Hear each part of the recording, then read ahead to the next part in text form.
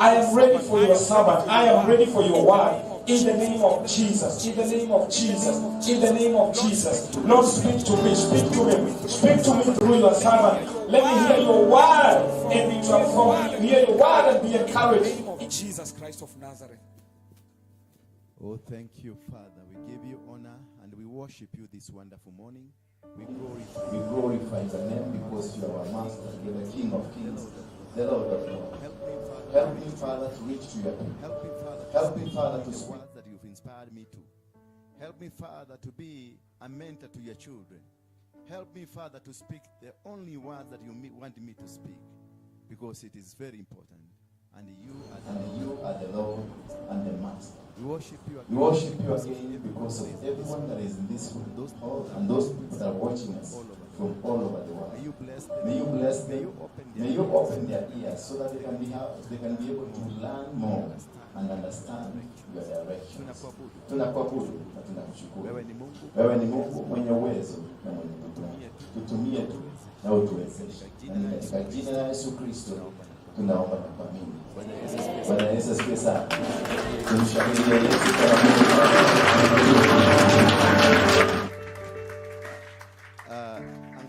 angalia upande wako wa kulia. Kama kuna mtu msalimie tu. Upande wako ya kulia. Kama kuna mtu umsalimie. Na alafu angalia upande wako wa kushoto. Kama kuna mtu msalimie. Hata kama mlikuja na yeye msalimie tu. Mwambie tangu saa ile tulikuja nimeona ukibadilika. Kwani kunaendeleaje? Bwana Yesu asifiwe. Hallelujah. I'm blessed. How many of you are blessed? Mpaka hapo tumefika. Bwana Yesu asifiwe. Bwana Yesu asifiwe sana.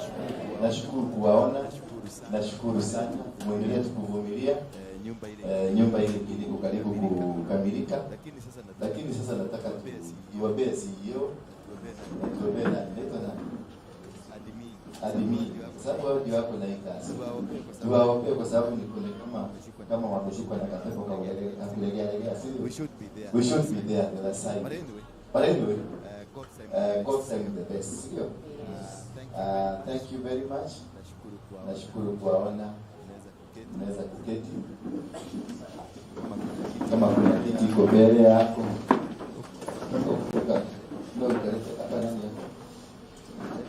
Leta huyu kijana. Huyu kijana yake. My boy. Leo kakuelezea.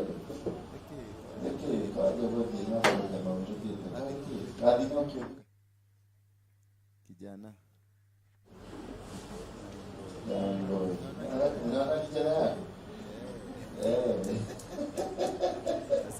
Asante Bwana akubariki. Kama tunavyojua. Amen. Kama tunavyojua. Nitaki.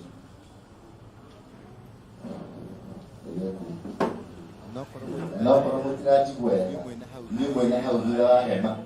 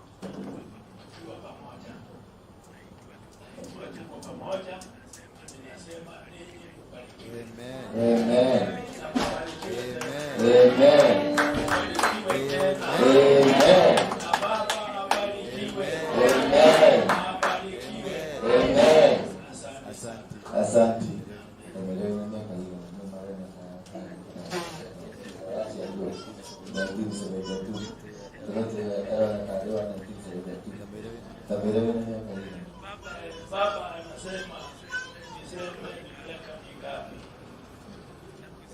Kusema ukweli, Baba ndio anajua ni wakati gani. Isipokuwa taje kwa heshima yako. Kwa heshima anasema taje miaka 100 naiangalia hapa.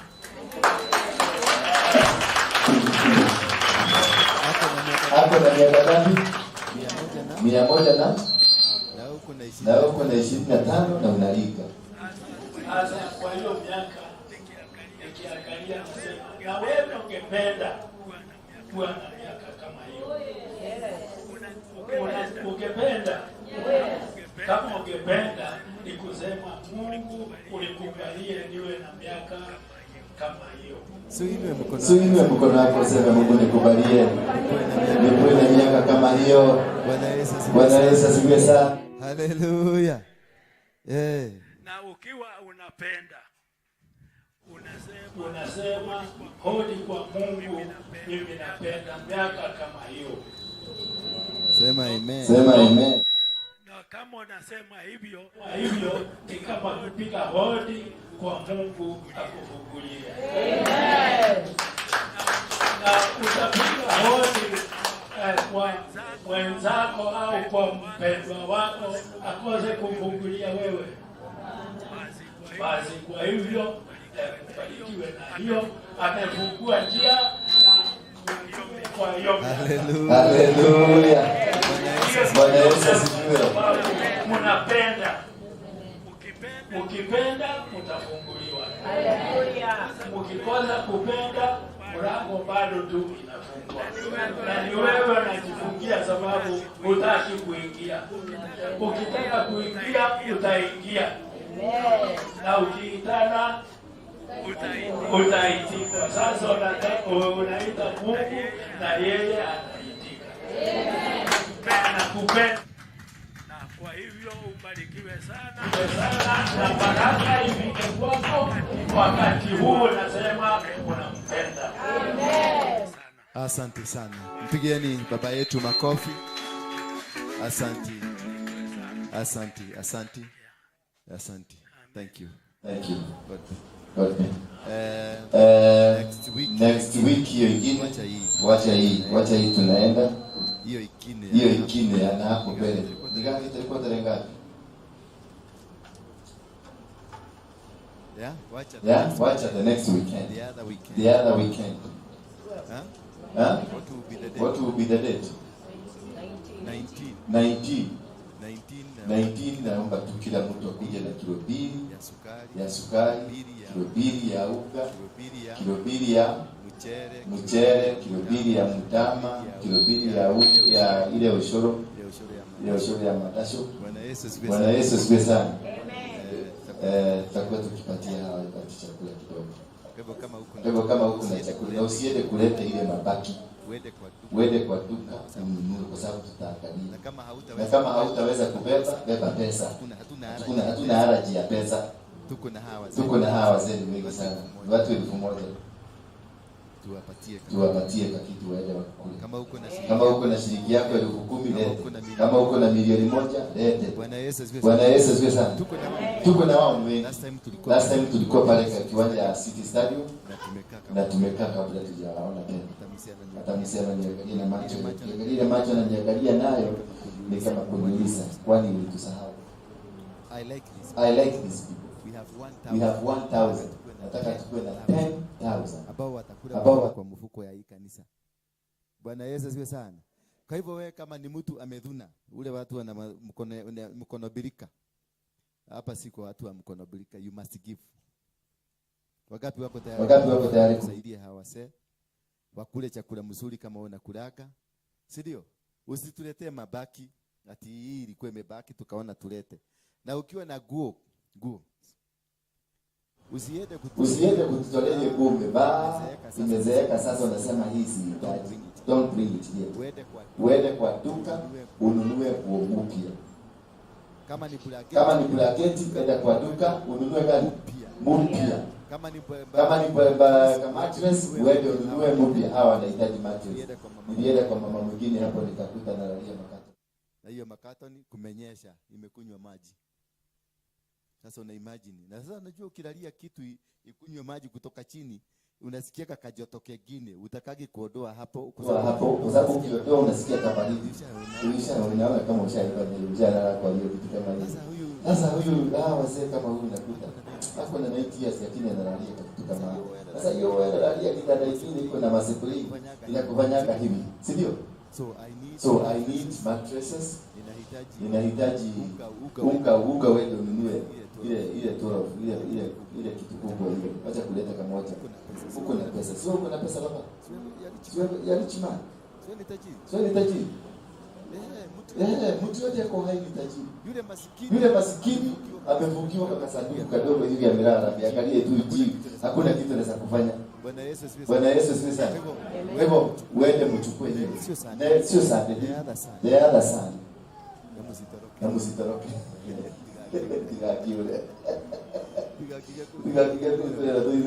Kuna mchele, kuna nini? Kuna unga ugali, kuna dengo, kuna maharagwe, kuna kamade, mafuta ya kupika, na nini nyingine? Na uji ya wazee. Hiyo msisahau uji ya wazee. Hawa watu wanatuhitaji, tunawahitaji sana wakiwa heo. Wewe na miaka hiyo. Miloko tano.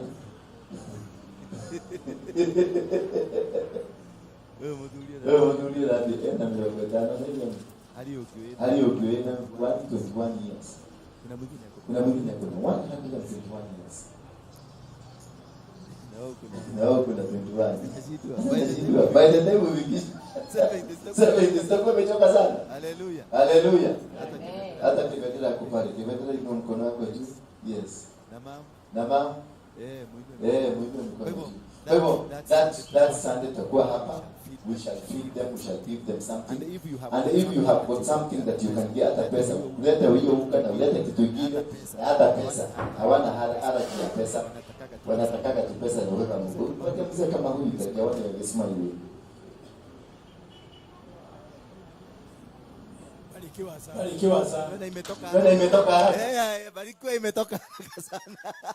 Na ilikuwa imekwama. Sasa imekuja imechaka. Barikiwa sana. Hallelujah. Bwana Yesu asifiwe sana. So asante sana kwa pastors wote ambao tuko na wao hapa. God bless you. Pastor Kamal. Pastor Julia.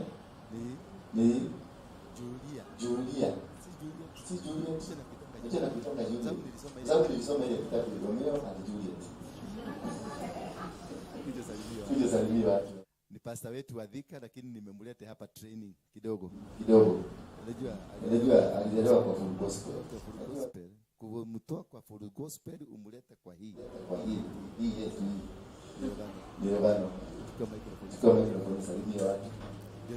Ndio nikamwambia toka huko kipita kuja kwanza nikutrain. Utuzoee kuja roho yetu ndio usikie. Wasalimia. Haleluya. Bwana asifiwe sana. Nimeokoka, Yesu ni Bwana. Biblia inanikumbusha ya kwamba nifanyie wokovu wangu kazi. Ninapotetemeka na kuogopa Mwenyezi Mungu. Ambaye ananiona kwa undani, ambaye anajua mawazo yangu. The Bible says the word of God is powerful. It is sharper than any double-edged sword. It is able to judge my mind and also my heart and whatever I'm applying. So I fear this God. Kwa sababu ndiye amenifanya niwe hai, ubali huu. Mbarikiwe sana. Simpigie makofi. Ametosha unga. Sasa arudi Thika, si ndio? Lakini utakaa hapa kidogo. Next time wewe utaweza. Hapa kuna rafiki yako amekaa hiyo. Ni Dubai ya mama. Ni Saudi Arabia. Alikuwa amekuwa Saudi Arabia miaka 8. Sema miaka 8. Mpaka kanaonea huko. Salimia watu. Tusimama tu hapa nikupatie microphone. Mpaka huyu ilibidi tuombe mpaka akuje.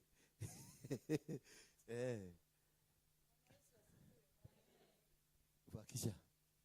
Yaani unashika yote mpaka inapotelea kwa mkono. Bwana Yesu asifiwe. Bwana Yesu asifiwe. Mimi napenda kudance. Na mimi napenda kuimba. Bwana Yesu asifiwe. Naona mkifanya hivi na shida mnafanya nini? Bwana Yesu asifiwe. Na niende gari nene. Na wewe gakari. Haleluya. Niende gari nene. No tungetua koina no gutigire. Bwana Yesu asifiwe. Koina ni kirathimo na nigutumaga mundu ahuthe. Tondu riria ukigwa karumbeta gakihuhwo mona ndingimenya hari ngigerera. Bwana asifiwe. Amen. Mimi namtukuza Yesu juu ya hiyo miaka minane Saudi Arabia, na niko sawa na nimebarikiwa. Wacheni niseme nimebarikiwa. Hallelujah. Si kuletwa na saduku. Na hakuna kitu nimepea Mwenyezi Mungu. Nilienda nikashika hiyo mchanga, watu wakicheka tu nikakatalia. Nikasema Yesu, nimefika huku na ninataka kutoka huku na mali yangu. Bwana asifiwe. Popote ukanyagago wewe in the name of Jesus, ekwenda ushike ile mchanga, katalia useme Yesu, nataka kutoka huku na mali yangu. Sitaki umaskini tena. Roho ya umaskini ishindwe. Unajua kuna roho ya umaskini tumerushiwa na tunaikatalia.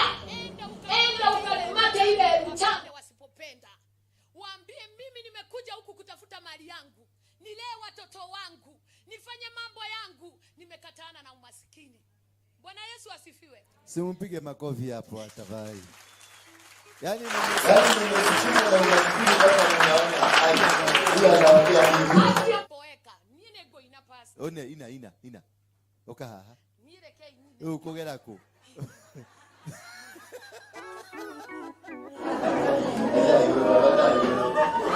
wewe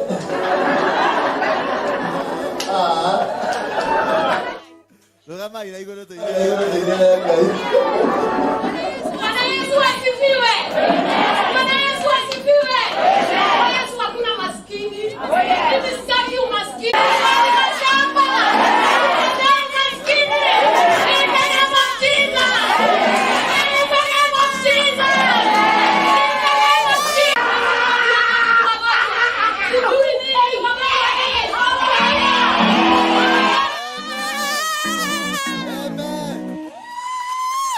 kama hujasikia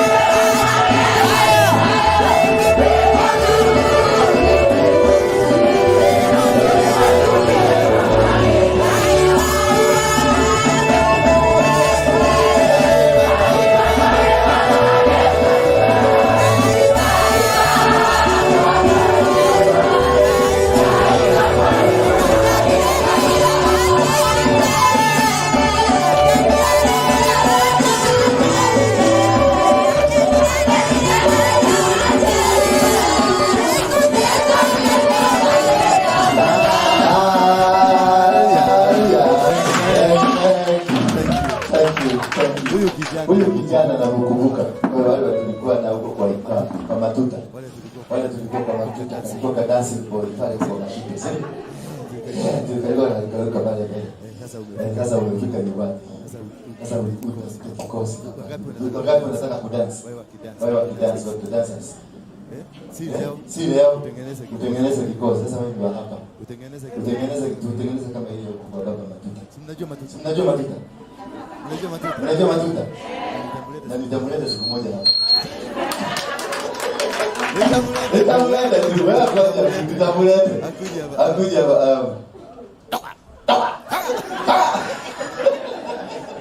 Thank you. God bless you. Pigeni makofi. Unajua kwa nini anaruka hivyo? Ni kwa sababu kule hakuna kutaja Yesu. Kule Saudi Arabia hakuna Yesu. Ukitaja Yesu unachomwa kama kule. Bwana Yesu asifiwe sana. Ukiona mtu anafanya vituko, wachana na yeye. Ni penye ametoka. Wewe umetoka pasuri kaeni chini. Wewe umete hapo ya ngano sio ndio umepiana yake. Wana kijana wanja usifahamu ndio kwa mjana mmoja yake. Haleluya. Mtumishi. Salimia watu mpelekee microphone pale. Salimia watu.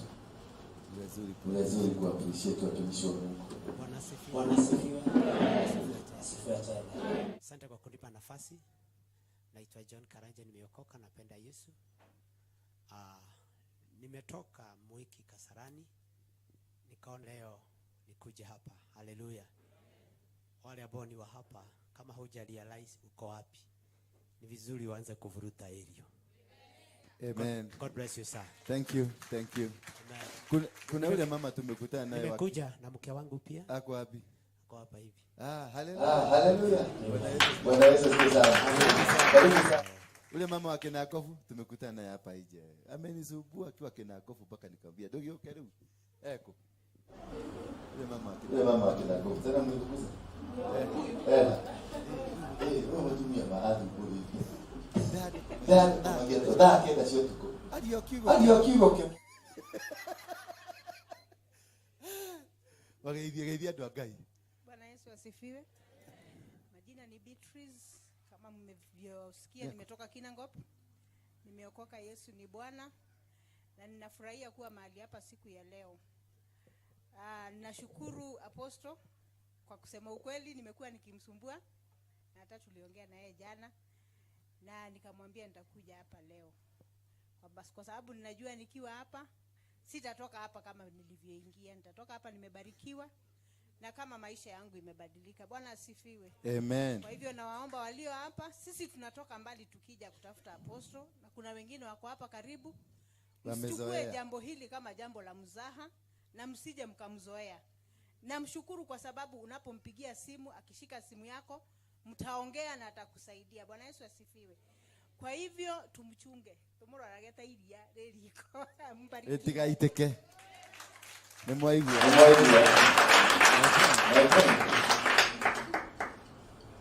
Huyo ni kwa nyuma yako. Ndio kuna yeye.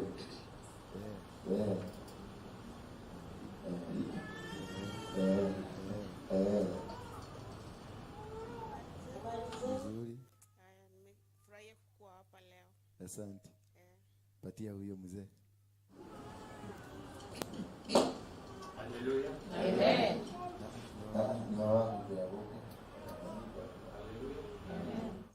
No, bado umezima. Hallelujah. Yes. Bwana Yesu asifiwe. Bwana Yesu asifiwe. Kwa majina naitwa Martin Gadogo, inakaa Mwiki, na nimefurahia kukua mahali hapa, na niko na mke wangu na kijana yangu. Mke na kijana. Pastor mke na kijana. Yes, mke. Hallelujah. God is good and all the time. God is. Bwana Yesu asifiwe sana. Ninashukuru Mungu kwa kunipa nafasi hii ya kufika ndani ya madhabahu haya siku ya leo.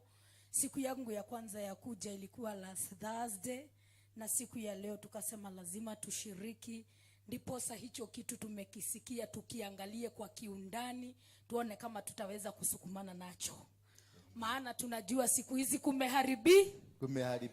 kumeharibika, na Yesu akasema ya kwamba nyakati za mwisho wengi watakuja wakijiitanisha na jina lake. Bwana Yesu asifiwe. Na mimi nimekuwa katikati ya hao wao wanajiitanisha na jina lake, unafikiri ndio, kumbe sio. Kitambo ukuje kurealize umeenda safari, unajikuta kumbe si safari ya kule ulikuwa umeambiliwa, ni safari ya kule huyo alikuwa ameambiliwa. Bwana Yesu asifiwe sana. That's why nikaambia Mungu ya kwamba anifunulie haya madhabahu ni aina gani, na ndiposa nikasema sitajua nikiwa mbali, nitajua nikiwa karibu. Bwana Yesu asifiwe. Amen. And to be sincere before God, madhabahu haya ni madhabahu ya Mungu. Hallelujah. Bwana Yesu asifiwe sana. Amen. Na Apostle, Mungu akubariki sana. Maana ninajua ya kwamba modo ni wewe rutaga. Mtu ndio huwa anajitoa kutaka kutumikia Mungu, na pia Mungu ndio huwa anajipatiana kutaka kujichanganya. Kwa hivyo mimi ninamuombea na niomba kanisa tuzidi kumshikilia, na tukimshikilia ninakuambia ya kwamba things are going to be well. Bwana Yesu asifiwe sana. Kwa hivyo wewe utakuwa out doubt kama vile mtumishi wa kutoka Mwiki amesema, hakika uko mahali pasawa. Mhuri, hakika tuko mahali pasawa. And God bless you. Let me give my son. Yes.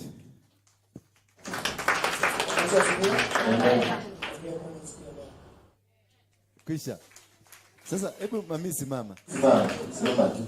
Shika microphone. Huyo mama ameongea kama bibi yana. Yeah? Yeah, pastor. So wako na nani? So wako na nani? Ndio kama pastor. Ulikuwa unajua hivi. Bwana Yesu asifiwe. Mimi kwangu ninajua mke wangu ndiye pastor. Mimi namshikilia. Yes. Sasa wewe ni pastor, akushikilie. Amen. Utoke huko. Amen. Umesikia? Amen. Udame kwa uwezo. Nigwa. Mnamenya kule. Unajua kule huko?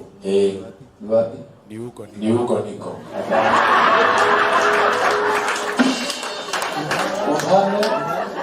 Uanze kuwa mganga. Uokoke vizuri. Amen. Wewe ni mchungaji. Amen. Bwana Yesu asifiwe sana. Unaweza kuwa huko kanisani miaka yako yote, lakini unakuwa kama mganga. Bwana Yesu asifiwe. Ndio hapo sasa mmetatizika. This man ni mganga. Hivyo amesimama kwa sababu ya kule ametoka. Babu yake na wale wengine wote ni waganga. So ile foundation yako sahi hajakatanishwa na uganga. So huyu ana operate kama mganga. Kama haujakatwa gorera hiyo ya what belongs to your family, to your clan, to your grandfather, to your grandmother, that is what you are until you break the lineage. No matter, it doesn't matter whether you're a pastor, you're a bishop, you are a reverend, whatever. Hata prophesy akiwa mganga. Na ataona actually akiwa nini? Kwa sababu ile roho ambayo itaupaleti ndani yake ni roho ya waliokufa. Roho ya waganga ile inaitishagwa. Anakuitishia guka. Mwenye alienda miaka 200 anakuja roho yake. Sasa ninakupatia nguvu. Ndio nataka mapasta wengi wanafanya vituko. Wengine hapa ni barodi. Mnajua. Bwana Yesu sasa mapasta wengi wamepotea hapo. Wanafanyanga vituko vingi sana. But God bless you kwa sababu ya kukuja. Amen. And I know God is going to use you in a mighty way. Amen. In a mighty way. People will be delivered. Amen. This country will change. You are part of the people selected to change this country. Amen. So everybody can be thank you. Let's get chini. Tutaongea baadaye alafu direction. Hata mimi nilikuwa kama wewe. Nikiwa huko kwa ngana. Kwa matuta. Nilipo matuta hakukata umokeke yako. Aliupromote. Niliokoka siku hiyo niliokoka rasmi. Sasa tulikuwa tunaondoka bila ya picha yangu ilikuwa imewekwa kwa watu walijaa tononoka. Watu maelfu wakuja waone jabasi sumu. Sasa nilipoangalia nikashindwa, tukatoka hapo tukaenda Busia. Kiwanja ikajato. Tukatoka Busia tukaenda Uhuru Park. Kiwanja mzima watu walitoka Nyeri wakuja Uhuru Park. Waone jabasi sumu. Wakati niliangalia hivyo nikaona kumbe ni mimi nafanya huyu jamaa watu wakuja. So huyu si hii. Nikaangalia nganga hivi nikashindwa roho lake yake ananiambia nini? Kama uaje najaa kwa sababu yako. Sasa hiyo unatembeaga kama huko kama mvua moja imeonyoka. Kama ni mimi na tunafanya. That is why Christian you need first to be grounded. Eti kwa sababu umemwagiwa tu mafuta. Eti kwa sababu umeota ndoto mbili na zikatimika. Ukaanza kusema Bwana amesikusema kasema nilipofika huko nikanena vile watu baba mlikuja hapo peke yako. Acha upuzi. Umeweza kuacha upuzi. Kaa chini utulize huyo msemi baba yako. Lakini namwambia tukikutana kwa hoteli tukikula kuna mahali tunaenda kukula na yeye. Namwambia kama wewe ni watu wako juu kama si hizo huyo mzee sababu nilikasirika. Nilipo sasa yale niliyopa sikusiki vizuri kanisani. Nikaambiwa naacha siku moja toka kwa hiki kioo kalie kiti. Nikaangalia Asha nikasikia hapa kitu kananiambia nini. Nikamuuliza kwa kitu nzuri. Nabii nani atoke hapa? Akaniambia kuna wageni wanataka kukaa hapa, nataka kukaa pale. Nikamuuliza wageni wani kitu ni yangu mimi. Wakati kitu mimi nilikuwa nimenunua bishop yake na chairman wa kanisa. Sasa ananiambia nitoke kwa kiti yako na ndani. Kumbuka wakati niliokoka sikukatwa pepe ya Mungu ilibaki. Nikazungushwa Kenya mzima na nikaona mimi bado niko wapi. That is how you die spiritually. When I so sit down and be taught the word of God. Until when I met Bishop Harrison Nyanga akaniambia ule matunda si mbaya ni mzuri. Ni venye ule ni mwinjilisti unahitaji kukaa chini ya mwalimu. Bwana Yesu asifiwe sana. So that is why I'm raising more and more teachers. Tulie mpaka nikufundishe uelewe hapa. Na wewe na ule mwingine. You to raise more teachers. Because the church imeanguka has been destroyed because of lack of teachers. Evangelists we are there. We are many. Prophets we are many. Apostles we are there. We are many. But we are not teachers. A church without teacher. A church without a pastor. It's not a church. Because you need to put it on prophesy.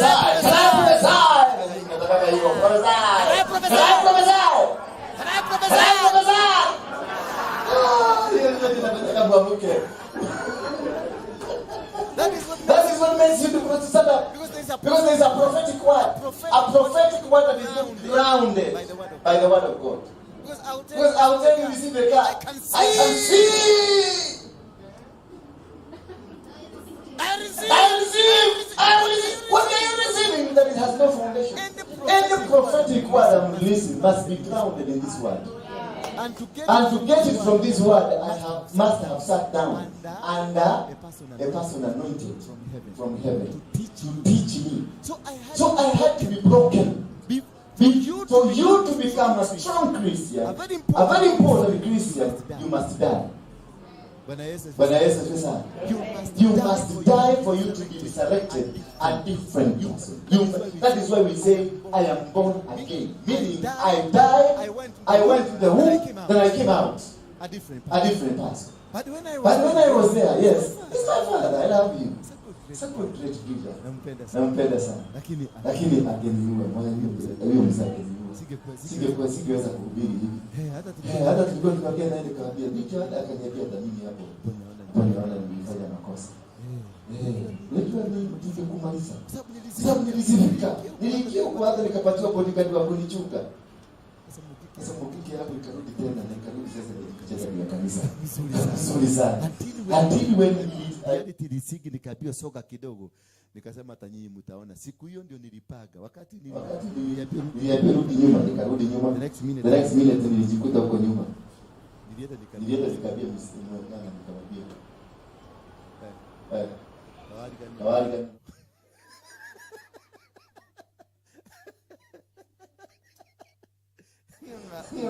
Alienda kwa bibi akasema my life is in danger.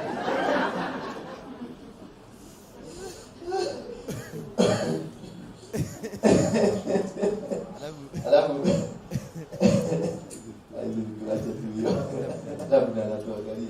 naweza kumwona na hiyo gari yake hapa. Unajua naweza kuvuka hiyo kioski yako.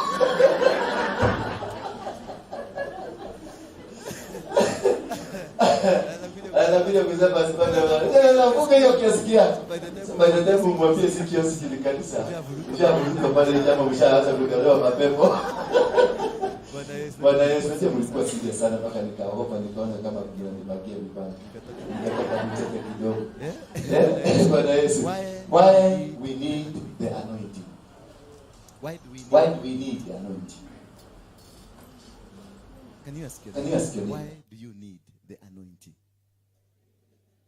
Do you really understand what is the anointing? Do you know what the anointing stands for? Because we need it. I was watching this week imekuwa week of drama. A week that is so dangerous for this nation. A week that we must sisi lazima tuinuke. Lazima tukatae. Lazima tuseme this cannot happen. If there is any day in Kenya's history that it was so dangerous for us. A day that destroyed the fabric of this nation.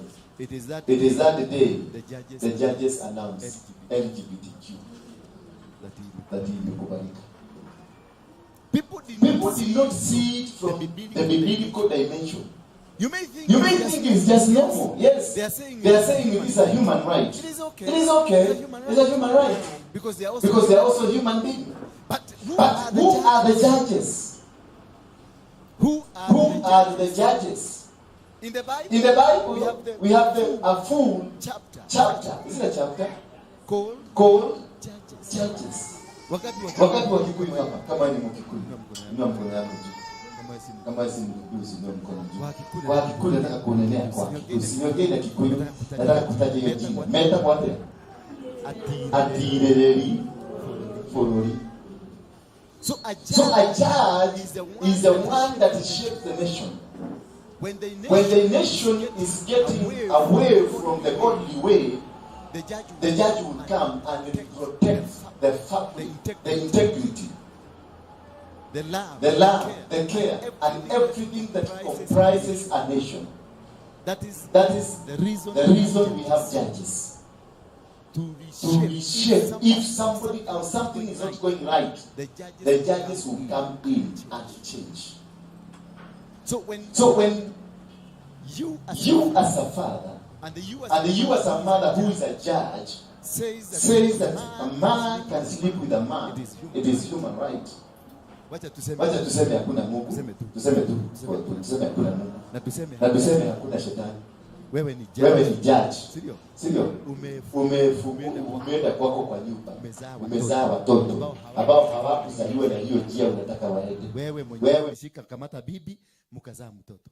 Lakini umekutana na hiyo kijana yako na peda kwa hiyo bedroom yake akikamata huko ndani. How would you feel? That is a statement of a human being who does not understand why in the first place and I exist in this nation. Why the judges? And why was it taken to the Supreme Court? When the same time, this woman from America, the first lady from America came to Kenya. The same day she arrived, the same day the verdict. The following day, we were given $65 billion. I want you to understand this. This of Kidogo. I want you to understand what is the logic behind it. Who is a judge? Motireri. He is from God. A judge is from who? Whatever judgment they make is from God. Or from the devil. They are either from God or from the devil himself. Because a judge can be used by the devil to destroy the nation. And a judge will be used by God to build the nation. The role of a judge is to build the nation. It is to make a country better. They are there to correct mistakes for the sake and to represent God, to do the will of God. The judges in the Bible, they protected and guided the nation towards godliness. So if when they issued the verdict that LGBTQ can be practiced in Kenya, is it godly? So to who were they serving? So where is our country taken to? So they handed this nation into the hands of the devil. The devil has been working day and night to punish Kenya, to destroy this country. But Kenya is a nation of individuals who are correct with God. Individuals who pray. Individuals who seek God. Kenya is a fragmented nation with so powerful intercessors. Very powerful. Who have never come together. Bwana Yesu asifiwe sana. Because watu wa William Kimani ni wa William Kimani. Watu wa Waruinge ni wa Waruinge. Watu wa Ng'ang'a ni wa Ng'ang'a. You go and pray individually. Individually, we are perfect in heaven. So powerful in heaven. So the devil has not been able to penetrate the country Kenya through individuals. They spread the all manner of things, immoralities and everything to make sure they kill you. But it was unable. They brought Corona, it was unable. They brought everything, it was unable. Bwana Yesu asifiwe sana. They brought even bags, body bags. They didn't work. Wakauza mask, they didn't work.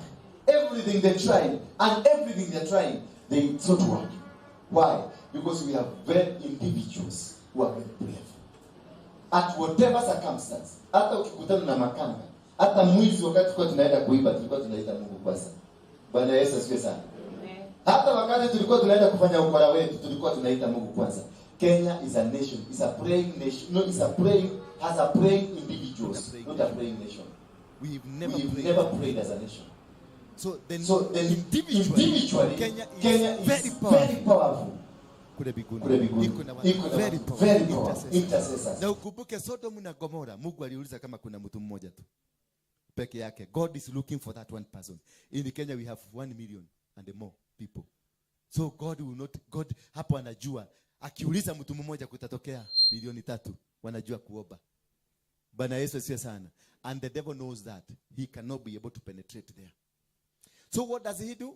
He loops in the nation by looping in the judges, Supreme Court. Supreme Court, it is the eye of Kenya.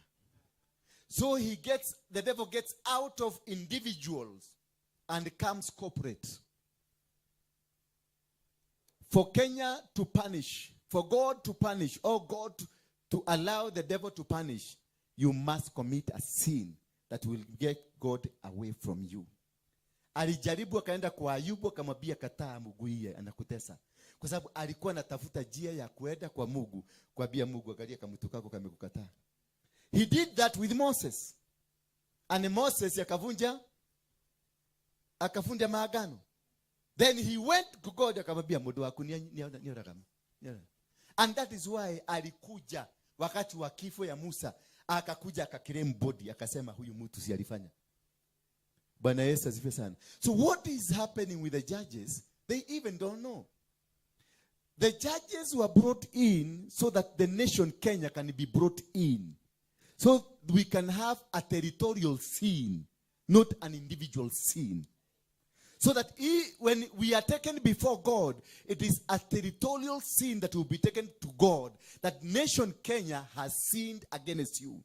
And when God is annoyed with the nation, he will not care whether there is a righteous person. He will punish the nation Kenya. Akarehe gige Kenya. Atarete ngaragu Kenya. Atarete vita Kenya. So Kenya, it will be punished, not individuals. But as Kenya is being punished, the individuals will be swept. That is why they changed tact. Bwana Yesu asifiwe sana. That is the reason they went Supreme Court way. So that Kenya can be condemned as a nation. Because individuals is hard to penetrate them. Hallelujah. Mumenielewa hapo? Mumenielewa hapo? That is why Sodom and Gomorrah was punished as a nation. Not as a territory. Not as an individual. When it comes to individual, Kenyans are very strong. But when it comes to the nation, the leaders of the nation are very weak. Because leadership is led by Freemason people. All the judges, I don't say that these are the judges, but some of them individually, they are in devil worshipping. And some of them, they are also in LGBTQ.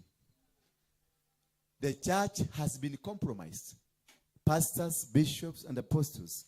I know them who are in this thing. So the devil has always been looking for a way to make sure it is the nation that is being punished. We are out of the hook of individual. An individual now is very hard. But what will happen? Once the verdict, once the judgment from heaven comes, it is all of us. Whether you go to church or don't go to church, hapo ndio tutagogewa. Ndio tuanze kuachana na Mungu. Mliona UK? Ile maandamano ilikuwa ya UK? Naked people. That is what they want here. Bwana Yesu asifiwe sana. And they have been able to make sure Europe has closed all churches. Europe saizi. There is no church. There is no church. Mwacha tu. There is no church in Europe. Those where we used to go, Kenyans used to go, kwenda kutafuta dona mane huko kusaidiwa kidogo. There is nothing. America, they have legalized that certain churches zifunguliwe. Certain churches. Zote zifunguliwe. In Germany, they said, you can sleep with a 10 years baby and nobody can ask you. In Spain, they said that you can marry your mother, you can marry your sister, you can sleep with anybody. There is no incest. That is in Spain. And in America also, they have allowed, and it will be illegal for you if this man comes and requests you to do it with you, ukatae, atakupeleka kotini. Umemnyima haki. Hiyo ni sheria imepitishwa. In UK, imepitishwa kwenye shule. LGBTQ, it is like geography or history, but also it is a compulsory subject. Why? Because this one world order that is of demon, lazima ipitishwe. And for it to pass, they must make sure the land has been defiled. All the plan they have is to defile the land of Kenya, the land of Africa, the land all over the world, so that the devil, Lucifer, can rule.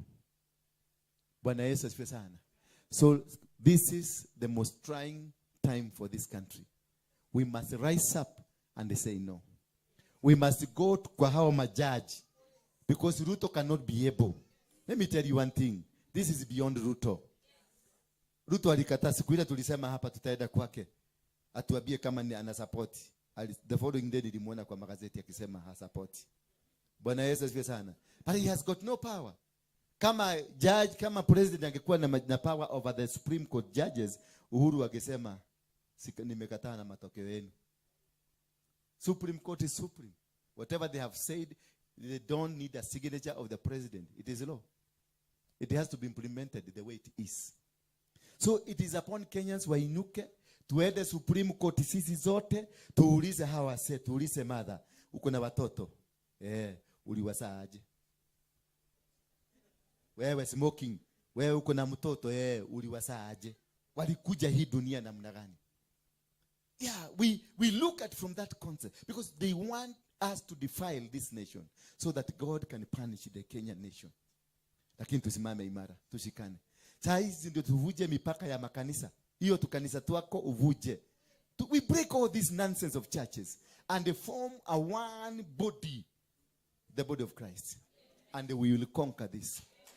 The nonsense that I belong to this church, so what? I belong to ACK, I belong to Catholic, I belong to either to the PCA, either to the Anglican. Sisi ni wa full gospel, so what? Nani ameikula chakula ya full gospel? Ati full gospel ilikuletea kwa meza. Ati mimi ni wa PCA, sasa that is why I'm rich because I'm PCA. Nothing. Those are walls meant to destroy us, meant to make us suffer. And we are suffering because of temporary walls that were created against humanity. God is one, and Jesus is one. Why are you fighting your brother? Why are you fighting your sister? There is no need. The churches now, it is time we break the walls and worship one Jesus. A true, genuine Jesus. These other nonsense of this word, those are territories, demonic territories in the name of the church, which will take you nowhere. Because there is no book there written, hii ni ya watu wa PCA, ama hii ni ya watu wa Anglican, hii ni ya watu wa Catholic, ama mnasikiaga hivyo. Kitabu ni kimoja, ni viwili, ni ngapi? Utasemeka ni moja ama ni viwili? Ni viwili. Kuna moja, wale warokole mmesoma vizuri. Kuna moja ya watu wa kwenda mbinguni. Kuna kitabu na kuna vitabu. Si ndio wanasemanga? Kuna kitabu na kuna vitabu. Kwa hivyo kuna vitabu mingi. Kuna kitabu, labda ni ya PCA. Na Anglican. Why do we need the anointing? Remember, this week in a travel, naenda Dubai kuhubiri. Siedi holiday. I'll be preaching on 10th, on 11th, 9th, 10th na 11th. Bwana Yesu asifiwe sana. Kwa hivyo kama una kikombe ya chai unaweza kunipatia, utaniletea pale kwa ofisi. Nikienda huko nitaambia Mungu, kumbuka huyo mtu amenisaidia kukuja huko.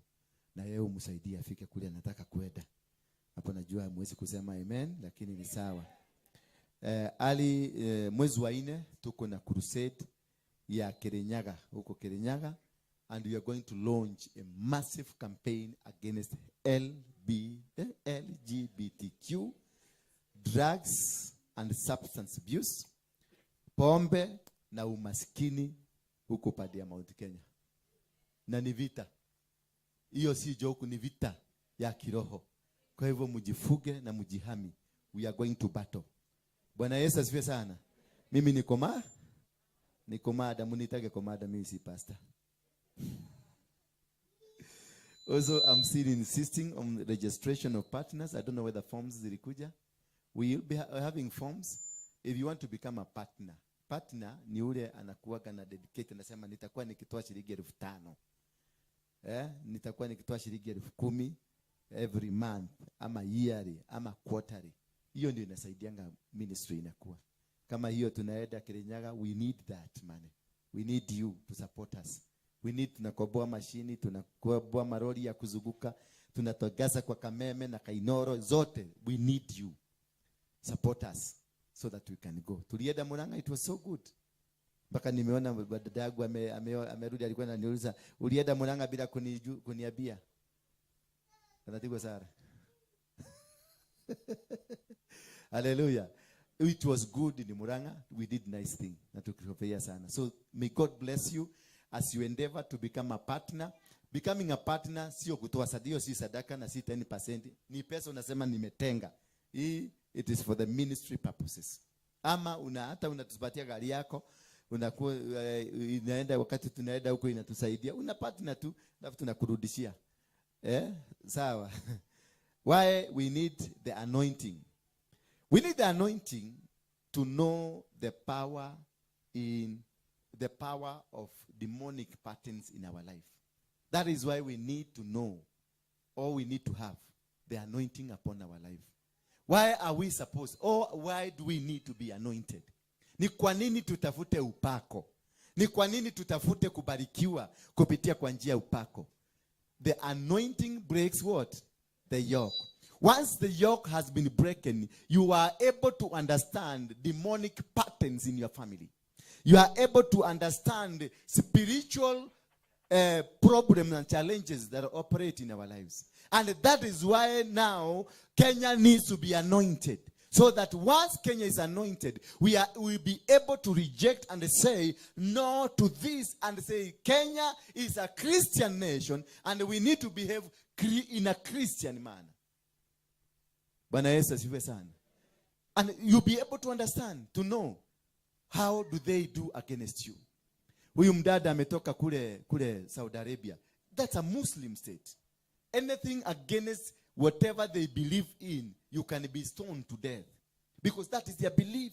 That is what they concur with. And that is what they know. From the day go, from the day they were born, they were taken to madrasa. Me, I've been to madrasa. I've been taken there. Nilikuwa Muislamu na nilikaa huko for several years. And the time I was there, I met several people. I met Osama bin Laden. Nilikutana na huyu wa Libya naitwa nani? Muammar Gaddafi. I met the king of Saudi Arabia. All of them, they had one agenda. They wanted me to use me to make sure that Kenya is a Muslim state. Because they knew I was influential. They knew I was powerful. They knew I can make things and they work. So they wanted to sponsor me with the $500 million to come and build mosques 5 kilometers apart in the entire country. That is the agenda they have. It is a program and it is working.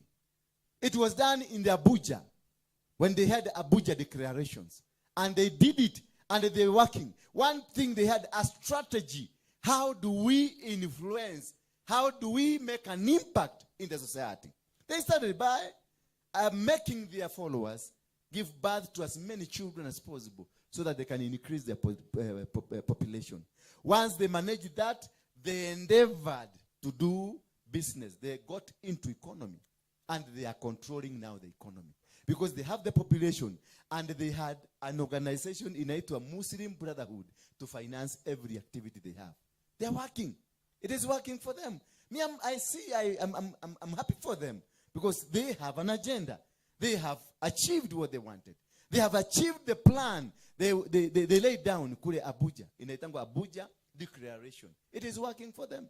They have taken all over their businesses. They have taken everything. Wewe ukisema Yesu asifiwe, Bwana asifiwe, tunaenda biguni. Twende Zayuni, twende. But you are stuck.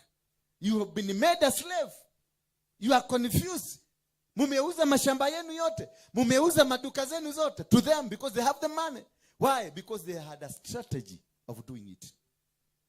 What a Christian is not doing, you are visionless and you have no idea and you have no agenda. All what you have is fighting one another. All what you have is ule ni wa kanisa hiyo kanisa ni ya devil. Ukienda huko kwingine hiyo kanisa ni ya devil. But ask yourself, who are you to judge? Who are you to say this is a devil and this is not a devil? Where did you get the information from if you did not belong there? Mimi nakwambiaga niliingia kwa Freemason because I got in there. Niliingia huko ndani. I know how it looks like. I have the book that has the names. That is why I have niko na confidence. Huko ni kwa shetani. Bwana Yesu asifiwe sana. When you lack an agenda, there is nowhere you can go. When you lack the plan, there is nothing you can be able to do. You must have a plan. You must have an agenda. And this agenda can only be brought to you when you have the anointing upon you. And before you were born, I knew you. I sanctified you. And I set you apart. And then I anointed you for the protection. And for the vision to become clear to you. So the anointing is to bring the vision of God. So that you can be able to understand where God wants you to be. And what is the purpose of God in your life. Because there must be a purpose. There must be a reason for you to exist on this earth. Why are you here? Why were you born in the first place? There must be a reason. If the reason why you are born is not in you, then you are supposed to be dead. Or you are dead only that you are living in an open grave. Bwana Yesu asifiwe sana. We must be able to know. You must be able to change the attitude you have towards your brother. The attitude you have towards another church. And you must be able to break the walls in your mind that if this belongs to this church, we cannot be able to share. I normally go to Heaven's Gate. Na unakuta watu wameenda Heaven's Gate is one prayer center. But kuna watu wa Anglican huko. Kuna watu wa nini? Full gospel. Kuna watu wa kanisa hii tudogo. But you can never even sit down to talk, discuss anything. Because mimi, I belong to certain bishop. because me, I belong to certain pastor. That is the most stupid thing a Christian is into. Meaning that there is no anointing upon you. When you have the anointing that is upon you, you are able to discern. When you have the anointing upon you, you are able to know the patterns that is operating in your life. When you have the anointing upon you, you are able to know who is the enemy and who is not the enemy. When you have the anointing upon you, you will be able to know that we belong to Jesus and Jesus is one. We are all children of one boss. But when you discover that you cannot share a platform with somebody and that somebody anazungumzia mambo ya Jesus, na wewe ni Jesus, but you can never share a testimony, you can never share a platform, a podium, that means you have a problem. A serious problem. A serious problem that we need to seek God. We need all of us to stop calling ourselves Christians and seek God so that God can give us a brand of what we are supposed to be. Because we don't have a brand.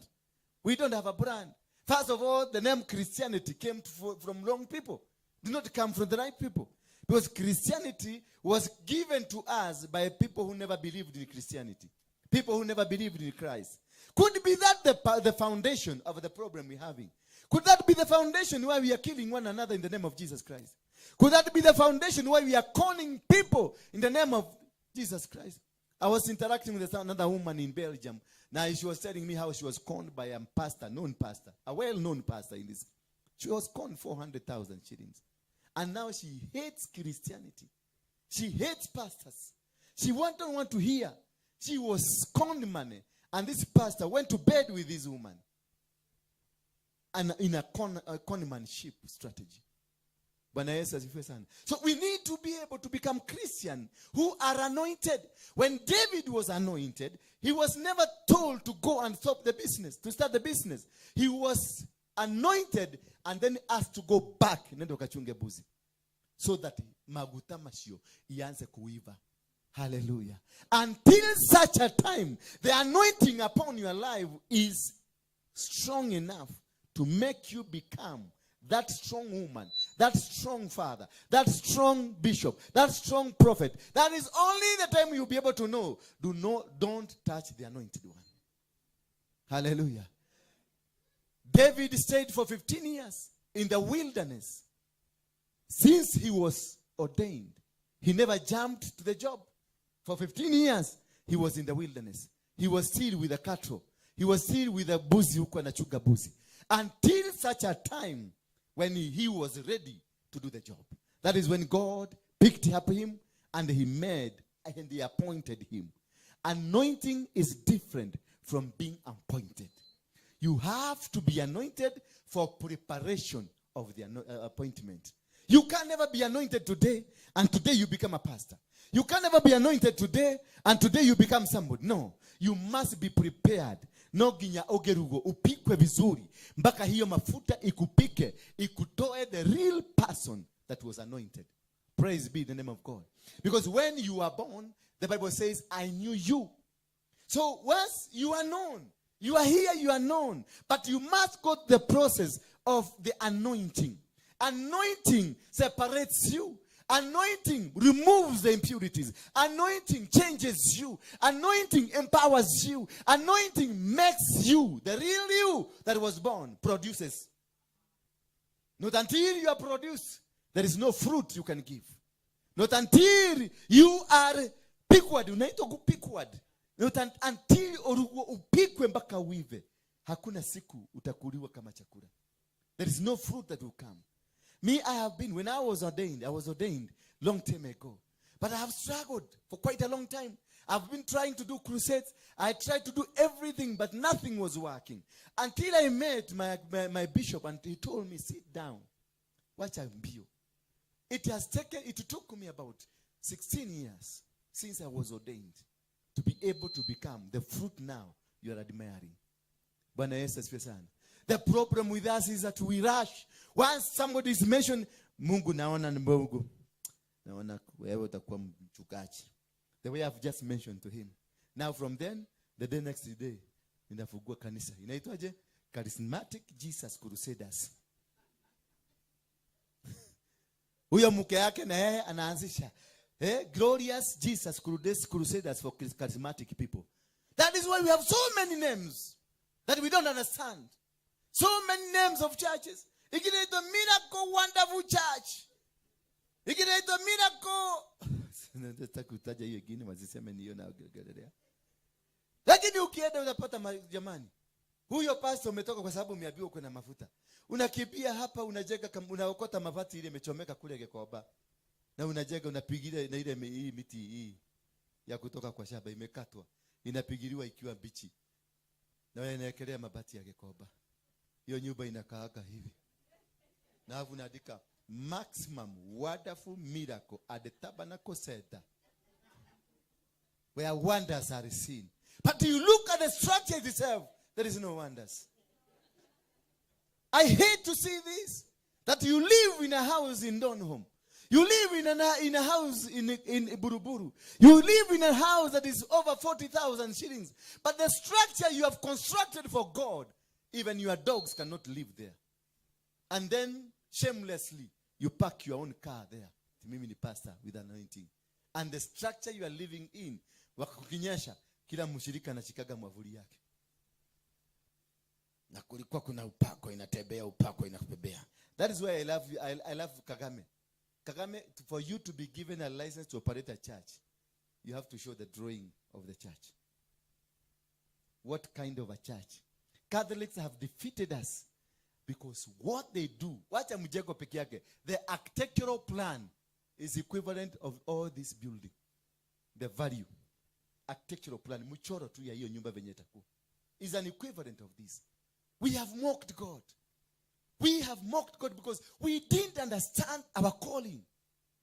How can I live a house that is worth 20 million shillings? Yet, where I live my God, nikanyumba hata hubwa zangu haziwezi kukaa. Because we are not anointed. We are not selected. We have not been sent to do this job. This job, when you are sent, everything is given to you.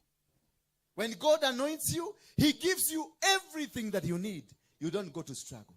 You will, because you are within the will of God. The anointing will help you to know the will of God. The anointing will help you to understand what is the next move of God. The anointing will connect you with the right people to support the ministry, to support the work of God. Because this work, it is not your work. It is God's work. And this work, when it is not your work, it has the owner. And the owner is God. So owner will send the partners to the ownership of the job to support you.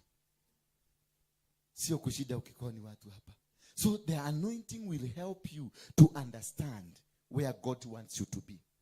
Where you are supposed to be today and where you are supposed to be there tomorrow. That is the power of the need of the anointing upon you. And once we have the anointing, we will not be able to be sick. We have to magonjwa tena. Because when you have the anointing, the Bible says breaks the yoke. The anointing brings business. The anointing brings everything. Let me tell you one thing.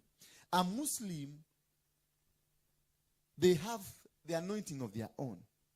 And the anointing brings them business. And this anointing, they use things wanaitanga majini. Sema majini. Nyinyi mnajua tukutaja majini. I wish you can understand what it is. For them, they are like the angels. They are demons. I was there. And I know. Kuna majini, wengine tunaita, moja ile inawatavutiaga pesa inaitwa Jibril. You know that? You know that? For those who have been Muslim, there is this demon that they call Jibril. Ni jini ambayo wanaitaka wananua, unaonaga mtu alienda kanunua akaleta kwake. Hiyo kazi yake ni kukuja kwa duka yako, inachukua vitu zote inapelekea huyu mwenyewe. And that is what they use to take over. That is what they have used to take over Nairobi. That is what they have used to take over Dar es Salaam, Arusha, all over the world. That is what they use those powers. Because they understand the concept in their religion. And they have used it properly. We know Jesus. We know God, a supreme God, a powerful God. But we don't know how to use our God. We don't know how to do with our God. We don't know how to use the anointing God has given us. But for them, they have demons, and they're using the demons to do whatever they want. Wako na majini, na hiyo majini ndio inatumika kufanya ile kazi yote wanafanya. They are doing whatever they want to do. And that is one. Kuna wengine wanaita Dani. Unajua jini ngapi? Kuna wengine wanaitwa Faruk. Faruk ni jini ambao wanaitumia kuleta vurugu. Ukiingia pale wako watakosi, wapo mtahama. Wakituma hiyo jini hapo, mtauza hizo mashamba na mtawaachia. That is why ukiona wameingia area hii, they give them 2 years. Hakuna mtu mwingine itakuwa their territory. They will cause your business to go down. They will cause your wewe mwenyewe ukue mgonjwa. They will cause everything to happen in your life that you move out of there. And once you move, they will set you free. They remove the Faruk from you. Sasa ukisikia mtu anaitwa Faruk, chuka sana na yeye. Na tuko na Faruk moja hapa. Hallelujah. Sina wapatia maneno mgumu sana. I want to tell you how they do it, how they capture. And that is biblical. But the other people are using it to the disadvantage of a Christian. You'll see them, you find them walking. Unakuta wanatembea mguu, haina kiatu, wanazunguka mji. Wakikuja mji ya kwenu utafikiria ni viatu hawana, but they have the shoe. Only wametoa viatu na wamebeba ile kitu yao ile ya kuhesabu, the rosary. Wanatembea wanakuja maeneo haya, wanatembea mguu, wanatembea tu mguu, unaona anaongea, kuna ni maombi anafanya.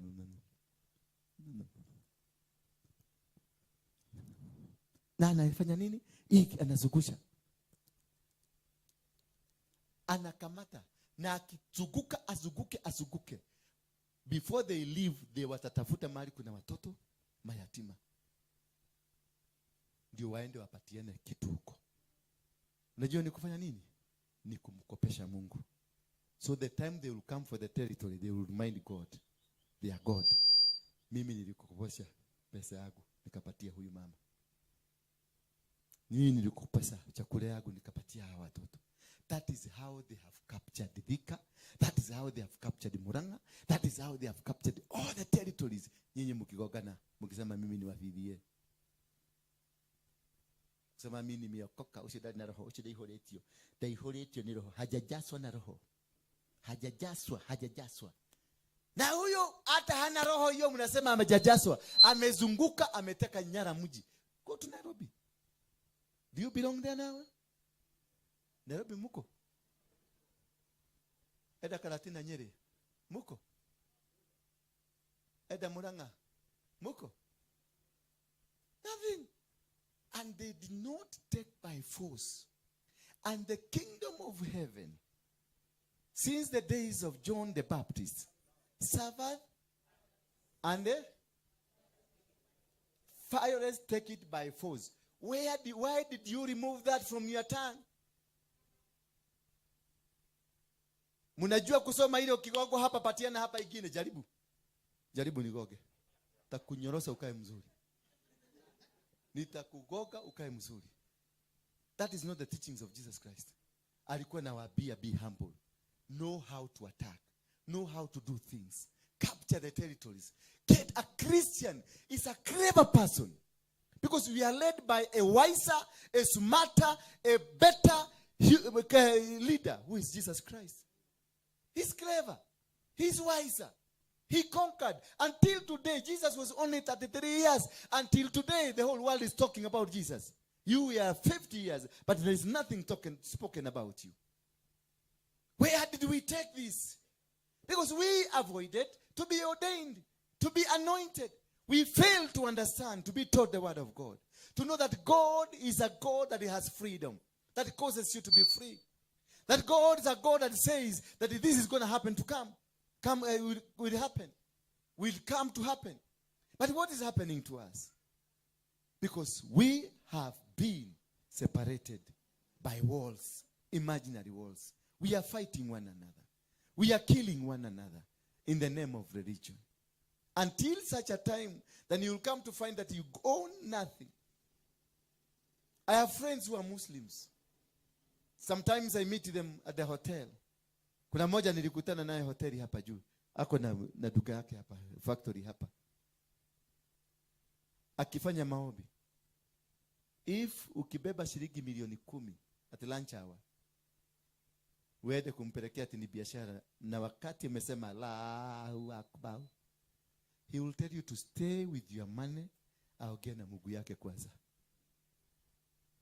Hebu niletea shilingi 5,000 pale, waambie Asha pale nataka kwenda, abia pasta niko na shilingi 10,000 yake 10 akuje. John, hebu kuja kidogo nishikie hapa kidogo, kuna kitu nataka kuona hapa. I will leave the pulpit, I rush there. No Christian can escape kuna milioni 10. They can't. But that will tell you, keep your money outside there. I want to speak with my God. Then, that is the time we will come. Do we have such a Christian?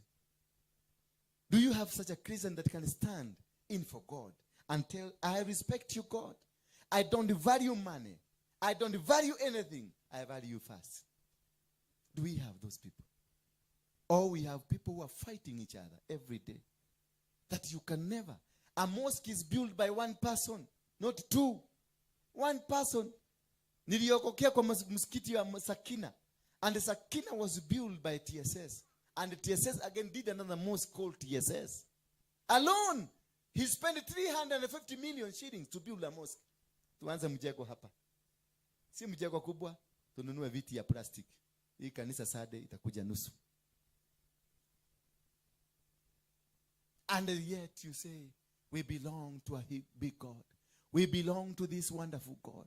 And everything has been taken away from you. You have been deprived. You are poor now. You are hopeless. You are children. Huyo mwarabu mrafiki yangu anaendaka kukula Intercontinental. Saa moja ni shilingi 3,000. Ameenda na watu 4 5. Atawacha shilingi 10,000. Wakristo nyinyi yote. Muko hapo nje ya duka yake. Mkigojea yule mama wa madodo na maharagwe. Zimewekwa kwa marefe na hiyo maji ilichota ni ya sewage. Ndio mnapagia laini hapo. Unaandikwa kwa karatasi ndio ulipe Friday kwa sababu you cannot afford a 30 shillings bill. Yet you call yourself mtoto wa mama. Yet huyu ni mtoto wa maid. Who is wewe na wao nani mtoto ya maid? Yeah? Wewe na wao nani mtoto wa maid? Tajira uradeke tonea. Tondu we ni uthia matu iguru ri ni amana kuhea gya kuria. Ciana cia maid. Kana tiguo? Eti ciana cia maid. Eti ciana cia hagai. Kwathiri atia? Ciana cia hagai cigetunya mwana wa kirathimo. Kuriendaje? Na mnaligia watu mnaenda biguni. Na hapo wende hapa saa 7. Kesho madienda utakuta wote ni Wakristo warokole. Wamepanga hapo. Wale kama saa hii wamerukaruka kwa makanisa. Twende wanarukaruka na ushuhuda mrefu. Madi utawapata kule wamepanga laini kwa yule mama wa maharagwe. Na ni chapati chafua. Ya date Bob. Kwa sababu ni ile kachapati unawekaga hivi unaona padiri wengine. Na mwenye mnasema hata enda biguni. Ako Intercontinental na kula sahani. Buffet ya 3,000. Na amebeba watu kama 6 marafiki wake. Anawaacha 40,000. One meal. Siana cia guthi matu iguru. Kama hautakula mzuri hapa, don't expect anything good there. Don't expect. Kama hautaendesha gari mzuri, pale hakuna. Life starts here. Live a better life here. Because God is also looking at your brain. Alikupatia brain, ulitumia na nini? Uko na akili. Na Mungu alikupatia for free. Uliitumia na nini? That's a question. Ndio nasikia kuna kitabu na kuna vitabu. Kwa sababu tunaangalia kwa. What did you do with what I gave you? Nilikupatia talanta. Nilikupatia hivi. What did you do with them? I elected you, I made you to become a better person in this, to beautify this world. Nyinyi ndio mnaishi huko. Huko kwa Silamu, Mukuru kwa Ruben. Huko huwezi kukutana nao halafu Akubaru. Utakutana nao hapa Buruburu, utakutana nao Ruda, utakutana nao Gong, utakutana nao Rogai, wakisema Rahu Akubaru. Watu wa Freemason utawakuta kule Ruda. Utawakuta Muthaiga North, Muthaiga South. Huko ndio utakutana na watu wa Freemason. Na watu wa Kristo Utakutana, hebu saidie bagi yako mami. Wa Kristo. Kutoka kasi ya muhidi. Anaenda kana. Kuthitwo nĩ ithangi nyo ikara ugo, conetwo nĩ ini ugaikara ugo kinya. Ukifika kwa nyumba hata unaruhusa daga bagi yako. Wenye umechoka. Na mtoto wa Hagai ameenda Ruda. Bwana Yesu asifiwe sana. Until you know the value of the anointing that God has given you, the value of Jesus Christ that came to liberate you, until such a time you come to know that Jesus did not die for you to become poor. Jesus did not die for you so that you will become useless in the head. He died for you because he is wiser and smarter to liberate you. By being the follower of Jesus Christ, I'm supposed to be better. He said, me, I have done. There will come people who do even do better than me. So we are supposed to be smarter. We are supposed to be better because he has made us to be that. That is the purpose of the anointing. If you cannot be able to practice the anointing is to set you free. The anointing is to break the yoke. The anointing is to empower you. The anointing is you to know where the problem and where the challenge is. The anointing is to open the doors for you. Where did it go? Ask your brother. Ask your neighbor. Where is your anointing? Uliza huyo. Anointing yako iko wapi? Muulize tu, muulie. Anointing yako iko wapi? Mwatheti yako dora ulia mutumio ulie chio. Muulize tu, anointing yako iko wapi? Amekwambia yako nayo? Amekwambia kunayo? Yeah? Amekwambia kunayo? Na muulize, kwa nini poverty imekugoga hivyo? Muulize tu ni kwe wage shono nini oguo. Yeah? The heaven goers, the people that are going to heaven, the people that are going to be judged, hawa wengine watachomeka, sisi tutabaki. Hebu niambie true. Haki, tuongee tu kweli. Hata tuseme Mungu angaliagi material, lakini hizi vitu zote si Mungu ametupatia. Alitupatia tusitumie ama tusitumie? Were you born to live poor? Were you born to be poor? Sasa tukiuliza kama Mungu akituuliza akili, kila mtu tuwekwe akili kado. Tuulizwe kila venye mtu mlitumia akili. Wewe na huyo mtoto wa Hagai. Nani atachomwa? Nani anafaa kuchomwa? Wewe mudu wa Hagai. Wewe na ciana cia Hagai ri, no wagire ni gucinwo. Utakibati gutura. Ureka ati athino. Waikoro ndungiota. Kama uwezi kukula hata kachapati. Kachapati unakasomeaga kwa gazeti ama ugoje yule mama, ile chapati zinachekwa tia. Na chapati ukiweka hivi unaona huko. Through. You see me through. Yet you are going to heaven. Ati unaenda kuishi nyumba ya gorodi. Ati afu nakuja kutabia ati silver na gold ni cia Ngai. Mungu gani huyo mwenye silver na gold na wewe ni poor? Tell me. If my God, my Father is the owner of silver and gold. Sasa nataka kuniambia mtoto wa Ruto utamkutana naye hapa na gunia akivuta guru? Utakutana na Niki wa Ruto hapa ama mtoto ya Kenyatta ya Uhuru akivuta guru? Hata saa hii Kenyatta bado anachugwa. Watoto wake watachugwa na watoto wake watachugwa na serikali because they belong to the kingly anointing. They are children of a king. So your father is the owner of silver and gold. But you cannot afford hata fare. Umekuja Mungu. Umekuja Mungu kutoka huko kutafuta huyo Mungu. Kamora ni iloko na Hagai. Surely. You see, you need to understand the anointing upon your life. It is the anointing that will break the yoke. It is anointing that is supposed to cause you to live a better life. It is anointing that is supposed to cause you to get out of the slaveliness. Because when you are anointed, nobody can enslave you. When you are anointed, nobody can pull you down. When you are anointed, you have the power to suppress any demonic agenda of your life. When you are anointed, you have the power to destroy every powers, every darkness, every forces of darkness. You are able to destroy them. You are able to call upon the name of Jesus and say no, and things will happen. When you are anointed, you are supposed to go to the hospital. Na useme watu wote amkeni mutoke. Bwana Yesu asifiwe sana. But because you don't understand, you think anointing ni tajiri. Ile mafuta inaitwa Aramis. Or you think anointing is olive oil. Olive oil is just about a sign. But the anointing is what that is in you that causes the power of God that is in you to work. When you have the anointing, the power of God in you will work. Wherever Moses went, they won the battle. Wherever Joshua went, he won the battle. Because he had the anointing upon him. And the Bible says, the anointing is upon me. To see what? To set all those who are captives free. Who is not a captive here? We are captives of diseases. We are captives of poverty. We are captives of our own selves. We are captives of our own clans.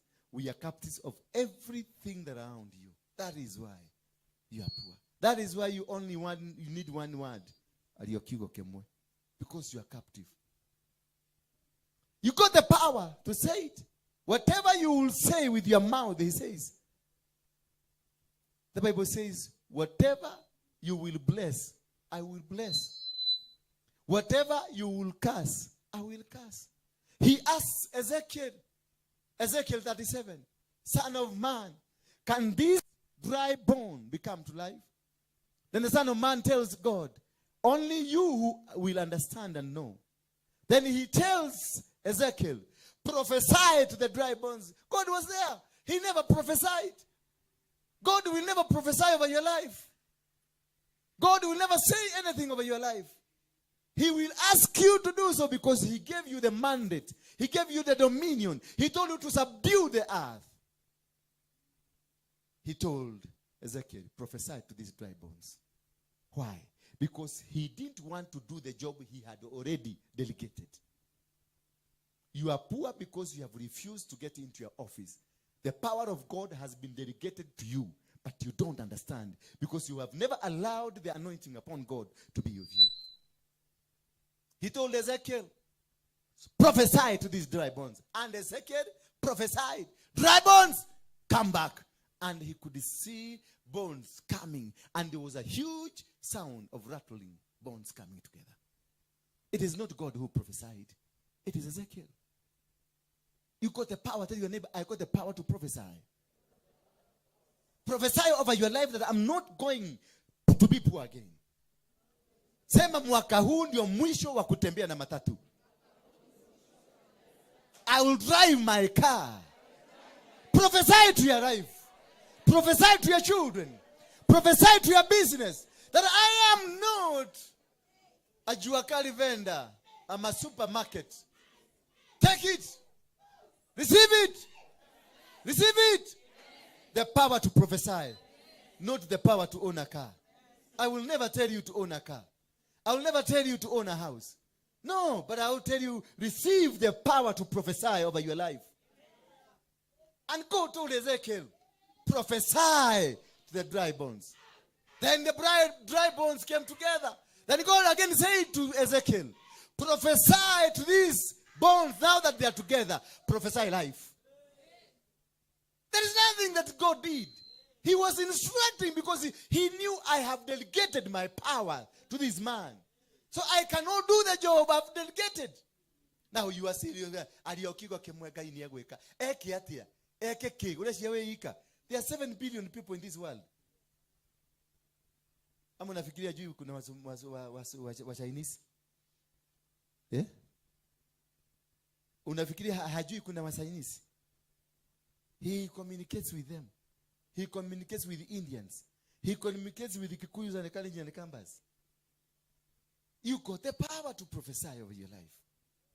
And when he prophesied, when he called the bones to come together, the bones came together. Why you, Christian, with the believer, the true believer of God, why are you not able to command the dry bones in your life to come together? We must change the way we look at Christianity. We must change the way we look at ourselves. We have reduced yourself to become slaves, not because you're a slave, but because you are lazy to think. Because you are lazy to think. Because you are lazy to allow the anointing in you to flow. That is why you will do anything. And because you know nobody will ask you, you do it. That is where you will go to Saudi Arabia and nasikia watoto wetu wanauliwa huko, they are raped, they are all manner of things they are happening there. Wengine wanapelekwa kufuga manyoka. And nobody will question. Just there one day, abuse a Muslim. Hata wachana Muslim. Those days when I was in Mungiki. There, siku hiyo tusikie umechokosa kamtoto kamtu mmoja. Because we believed in that God that we believed. And we knew that God is a supreme God. Until such a time I came to understand there is a better God. Mwadhani ya gosho. We have a better God. We not even a better God. We have a super God. That by knowing ourselves, by understanding yourself, you have power to command. You have power to call money and the money will come. These brothers of ours, wanatumia majini. Nimekupaibia anatumia jini. Inaitwa Jibril. They command money. And in the month of August, in the month of August, utaona watu wakiteremuka Mombasa. Most of them, they will go to Mombasa. To do what? They are told the money you've made, nyigi, uma pesa kadhaa huko, wende baka baharini ya Mombasa urushe hapo. Is it true? Yes. Nenda baka kwenye baharini ya Mombasa, ndio wa feed the marine spirits. And that is your money. Kwa sababu wamejega, wamebaka isiri si nyinyi mnayotaka kununua tu vitu huko. Na hizo tugoto wenu. It is your money that you have taken it there. They know how to hold the money. They take it to the sea. Ndio mnaonanga mnaota mkiswim ndani ya maji. Ndio mnaonanga mnaota mkifurahi. Why? Because in the spiritual realm we are captured. And why were you captured? When were you captured?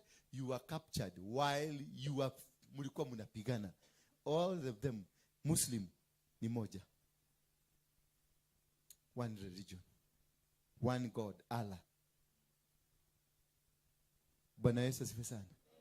I don't know whether you are understanding my concept. Mimi siigiri kitu. I love what they are doing. In fact, kuna wakati mwingine nasemanga afadhali ningekuwa Muislamu. Moge ina meti eno Kenya moge da meta mogadi. Hii Kenya. Na hiyo Ukristo yenu. Nina makotoriko tayara rekete de bosa yara. Usiku nasubua watu usiku. Na ule mtu anayetaka mara 5 short prayers. Allahu akbar. Ilala ila ilaha ilahiana inania rona Allahu akbar. Anapiga moduru. Anafanya hivi. Anafanya hivi. Anafanya hivi. Anapiga moduru mara 5 kwa siku. Na ndio reka kado makometero. Kumadake. Baba nakuomba. Baba naomba. Nani alikwambia Mungu ni wa vita? Kwani nikumlazimisha na mlazimisha? Kale ko molikerelia. Si anajua even before you open your mouth he knows what you want. He only wants you to open. He asked Ezekiel, can these bones live? Akamwambia, you know. Then he told him, prophesy.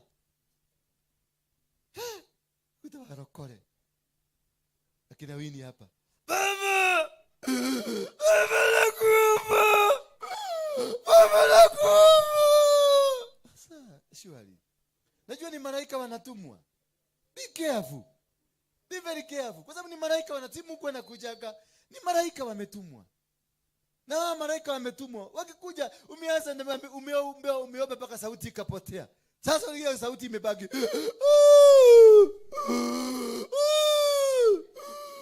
Sasa akikuja na anataka kusikiliza.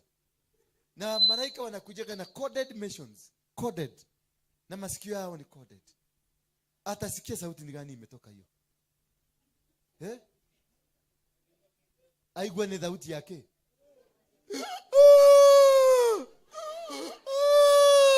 Ni sauti ya nini hiyo? Si ni Buddha. Sasa malaika atarudi, atasikia sauti na atarudi kwa Mungu amwambie, nimeenda huko, sikuona mtu lakini nimesikia Buddha zikilia huko ndani.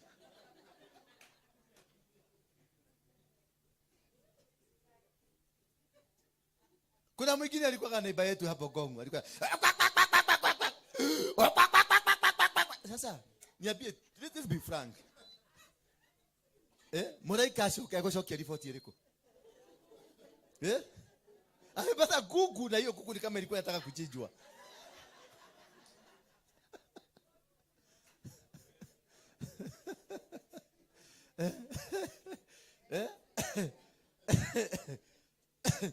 Tuache ujinga wa Kristo. Mungu si wa hizo vituko. Hapana. The Holy Spirit, no. Before even you open your mouth, he knows what you want. Just tell him. And God will never provide you while you are sleeping. He will give you while you are doing something. He will meet you at the process, in the process, not before the process. He's waiting for you to start a move.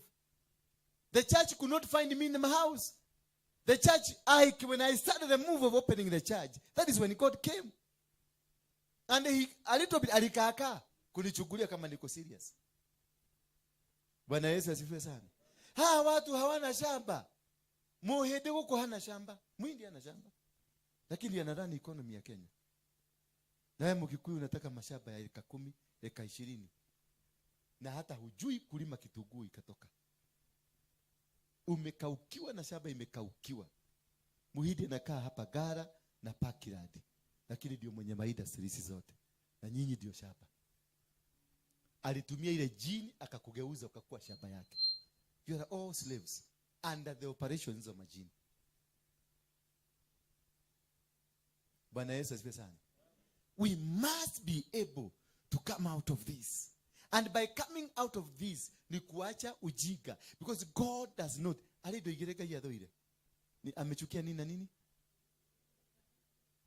Amechukia nini? Yeah? Ujinga na walimu. Ujinga na walimu.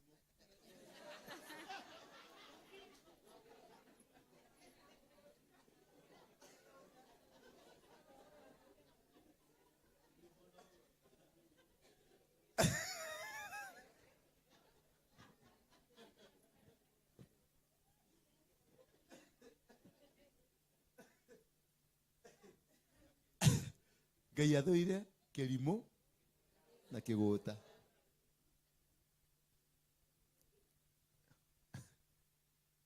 Unalia hapa, hakuna pesa. Hakuna pesa.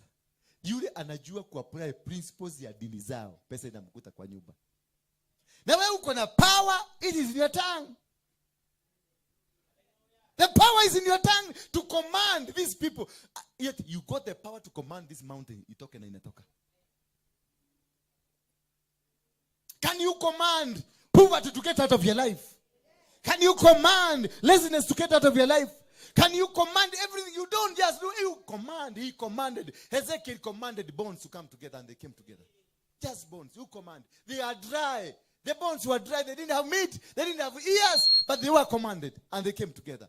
What about you have ears? Bwana Yesu asifiwe sana. Najua nimewaboa ya kutosha. Lakini wacheni tukae hiyo maisha. Kama unataka kunifuata, kaa hiyo maisha. That is why you've seen I've never been defeated. Wakati niliingia Mogeke, I did my best. When I went to politics, nilienda hapa Kibera, mpaka Raila akajipeleka police station akasema my life is in danger. When you are serving, serve God with your whole heart. When you are decided, wacha kama hapa tuko hapa. If you know you are not 100% Christian, enda kwa shetani. Wacha kukaa hapa huko hapa na huko hapa. Usiku wewe ni mrogi, mchana Bwana Yesu asifiwe.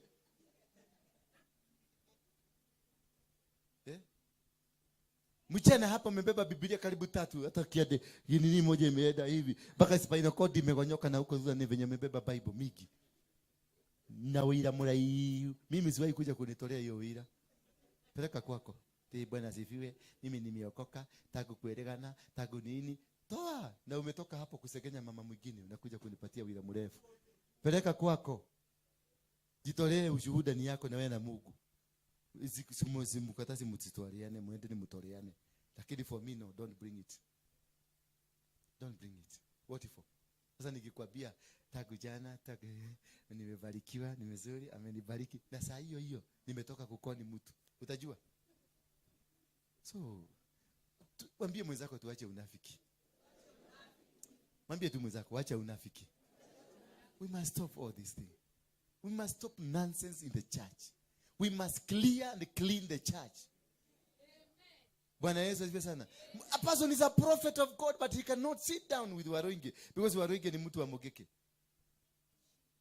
Tulienda Murang'a, mabasta wote wa Murang'a walikuwa kuja ati kwa sababu nani ameorganize mkutano ni yule mtu wa Mogeke. Mapepo. Sasa hiyo na Fred ati Mugaine wedo na wedo nike. Maswara wao. Matuta. Nitaambia huyo baba yangu aende afunge hizo kiosiki zao. Bwana Yesu asifiwe sana. So, when you are anointed, you are able to build a network that subdues your enemy. Because when you have the anointing on you, nobody can stop you. I know some of you tumetembea nao kwa gari yangu. Na askari unakuta amesimama. Naona gari anainua hivi. Naendaka hapo mpaka nakaribisha gari ni kwa karibu na mwambia kuja na hivi naeka hivi kado. Alafu namwambia, "Highway sir," akikuja. "Highway sir," namwambia, "I'm Mr. Waruinge, who are you?" Oh, mkubwa ni aje? Habari yako? Umepotea sana. Siku hizi hatukonagi kwa TV. Kwani ulienda wapi? No, why? Because I know how to practice my anointing. Kuna mahali unaweza kunipeleka mimi saa hii as you are talking. Hakuna. Nikiamua kuingia ninaingia na inaingiaga na kifua because I know the anointing that is in me ni ya Joshua. Bwana Yesu asifiwe sana. Ni anointing upon me ni ya Jeremiah. That I have been sent. See, today I've set you over nations and over kingdom. To do what? To overthrow, to pull down, to destroy, to dismantle, and to build. That is the calling I have. So I'll never care. Wanamutumia wanaoka yemo tu guate. Wakoro haa ni watu wathondeka ajira. Ikujia itapatikana. Hiyo sijaribu ati tukisema je itapatikana hapa. Be sure. Be frank. Ujue tu haki. Barabara itapatikana hapo. Yeah, huyo ni mimi. Huyo ni nani? Na mimi sitaki waoga hapa. Hataki nini? Kama wewe ni muoga, wewe ni adui ya Mungu. Mimi sitaki kutembea na adui za Mungu. Kai ni adui yake guoya. Faruk, ulitoroka majini imekufuata? Unaona majini leo? Wamepotea kabisa. Huyu jamaa amesubuliwa na majini 14 years. 14. Wakitaka kumuua. Lakini tulifika huko tu ikatoroka ikawe. Because I have. Na nilimuuliza kwani ni happy? Akaniambia hika nyumba hiki yangu. Kuna mtu alikuja hapa akakufa. Nikamwambia wacha tuende tu. Kai, pastor, sitakufa. Nikamwambia kakuleta kifunguo. Akarusha kifunguo na akatoroka. Asione nikikufa. Niliingia huko na nikaitisha tu maji nikakunywa. Nikamwambia fagieni nyumba mkae. Iliachwa na guka. Bwana Yesu asifiwe sana. That is what we need to be. And that's the gospel according to Jesus Christ. He knew Peter used to carry a sword. He did never condemn Peter. Wakati Peter alikata masikio, ulisikia Yesu akimkodem? Akila pepo wewe, nakukemea. Pepo wewe, ninakukemea. Hapana. Alimwambia rudisha nitakuonyesha kazi yake. Kwa hivyo iko na kazi. Aliwaambia wauze kabuti, wanunue nini? Aliwaambia wauze koti, wanunue nini? He knew. Hapa hii ni odhamaki ya bikuni. Na haichukuliwi na mchiga. Na haichukuliwi na kimuoga. Haichukuliwi na mtu stupid. Inachukuliwa na mtu anajielewa. Lazima tujielewe tukamata hii kitu. Lazima tujielewe. Hata tucheze hapa na LGBTQ. Sasa nikutane anataka I have sons. Mimi niko na watoto 18. Bwana Yesu asifiwe sana. Wacha kukodoa macho yote. Niko na watoto 18. Sasa na imagine watoto wangu tukisukuana na huko. Hapo tumekubalishwa sister na brother mfanye hiyo kitu. Kai. Nitakutoa gosi. Nitakutoa gosi akitembea huko kama kitu kingine. Why? Because I am a Christian. I believe in my Christianity. I believe my God is not a coward. I believe my God is a winner. I believe my God is a conqueror. I believe my God will change everything. I have the power to do it. I have the power to prophesy. I have the power to say it. I have the power to demand. I have the power to change. I got the power. My mouth got the power to prophesy. I got the power to say no LGBTQ here in Kenya. Na nakuahidi. As my God lives, I'm starting an operation.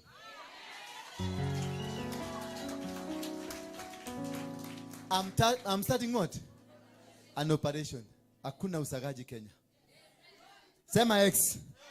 Hakuna usagaji Kenya. Tutawakamata na tutawaparade. Museveni ameanza huko. Na nitaenda kumuona. Aliwashika wawili, akawaambia akawafugia ndani, akawaambia mpatiwe chakula ile yote mnataka.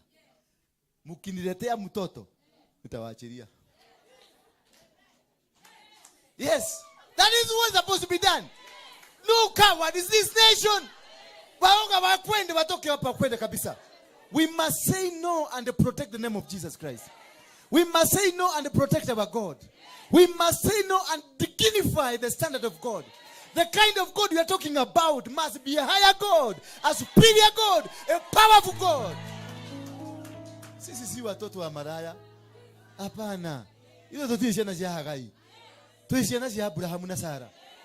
Yes, jia na jia Keradimo. We are children of Keradimo. Yes, and nobody can tune us. The Keradimo. Nobody. Hallelujah. Hiyo ujiga muache. Mwambie mwenzako, utawacha ujiga, muulize kutoka upole.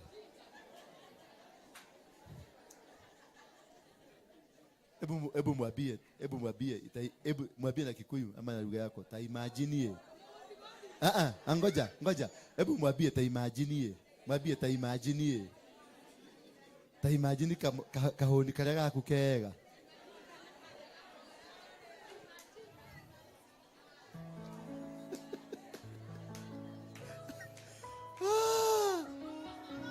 Hallelujah! Kama unakubaliana na mimi inua mkono juu. Yes. Siwe ni mama. Unapendeza kwa na huyu mzee? Eh? Akianza kulegea si unaanza maombi.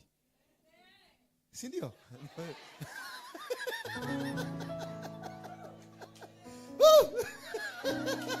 Hallelujah! Bakona kuja pastor, pastor. Dada walio kigoke mwe. Gereko. Mudhuri wako ali. Dale na maadasho.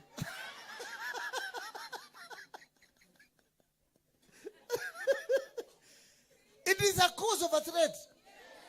Yeah, no. Sara. Kanatigo. Alafu sasa unatuambia story nyingine ati bwana hii. Imagine ukamata the mattress. Sema sasa. Netuarega. Wewe netuarega. Haiwezekani. This nation no. Tutafanyika hivyo the last man.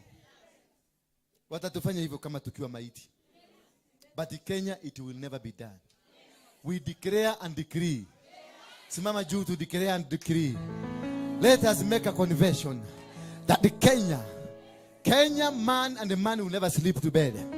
Woman and the woman will never do that.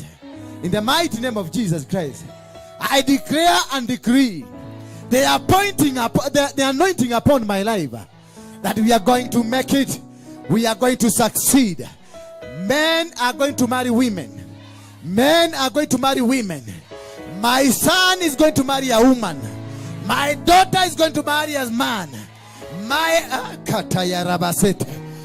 Fungua kinywa chako unene mara mbili. Fungua kinywa chako ufunge hiyo milango. Funga hiyo milango. Fungua kinywa chako ufunge hiyo milango. Funga hiyo milango. Funga useme usagaji Kenya. Usagaji Kenya. Usagaji Kenya. Haitawezekana.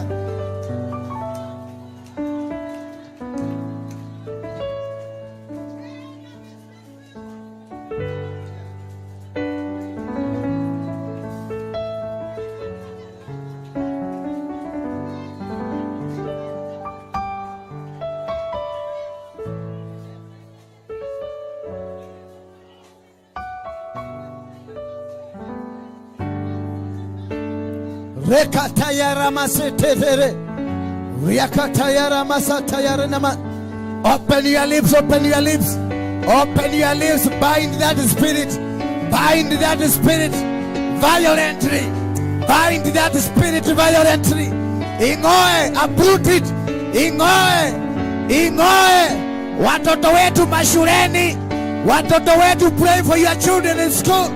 Pray for your daughter that is in school. Pray for your son that is in school.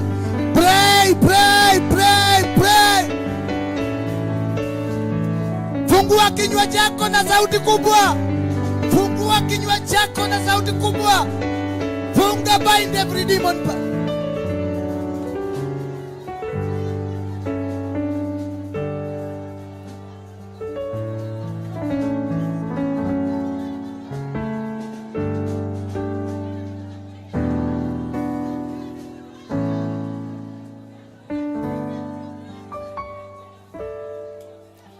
We must win this battle.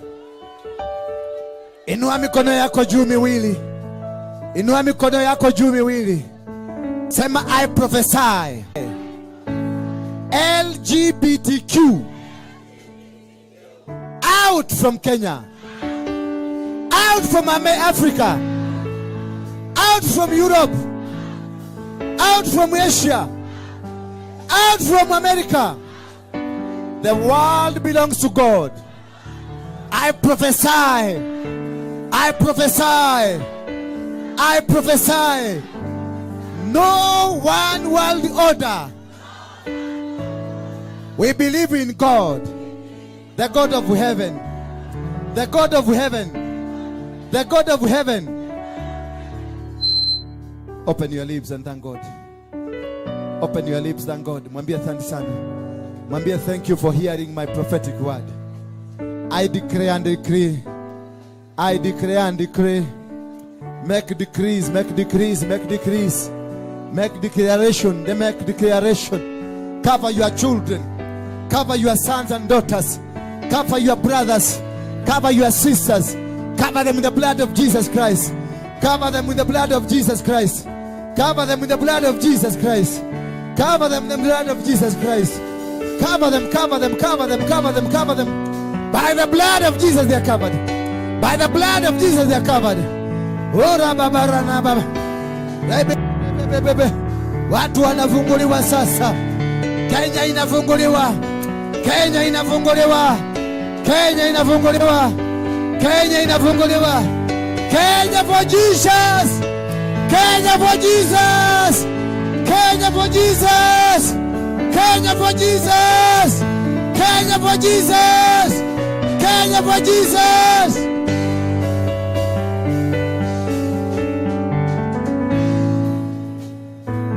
Hold on here. Hold on here.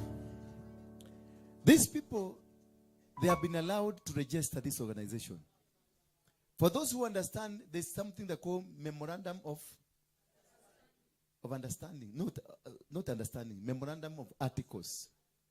That is what registers an organization.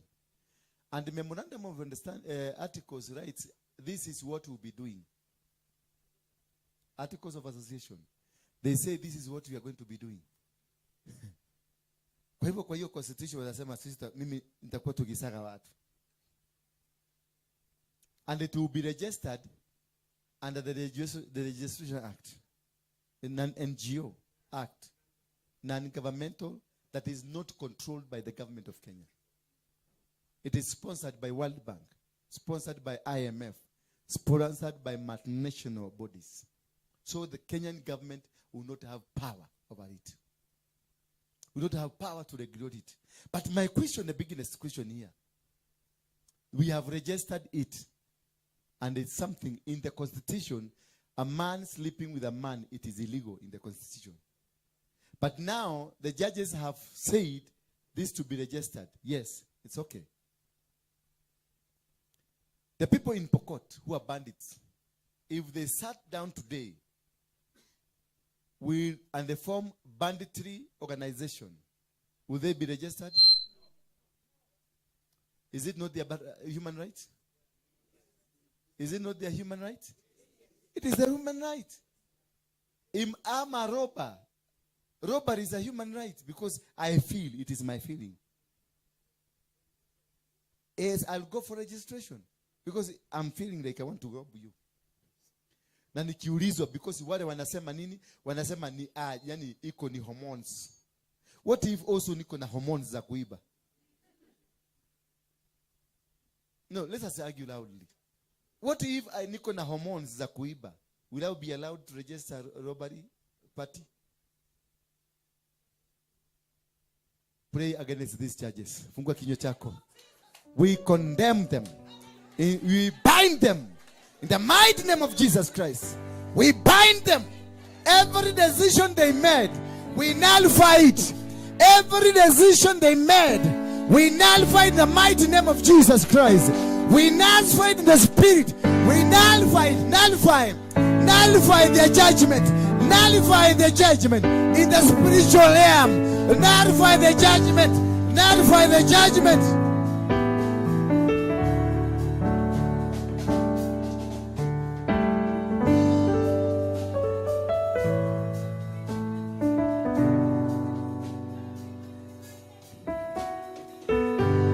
In Jesus' name we pray. In Jesus' name we pray. We nullify every word, every letter, every ink that was used to do the judgment. In the spiritual realm, we cancel it. Every word that was spoken by them, we cancel it in the mighty name of Jesus Christ. Every communication they have made all over the world, we cancel it in the mighty name of Jesus Christ. Listen here. There is one greatest danger that happened. They spoke it. And the mouth got what? The tongue has power. But the most dangerous thing that happened, there is this woman who came from America.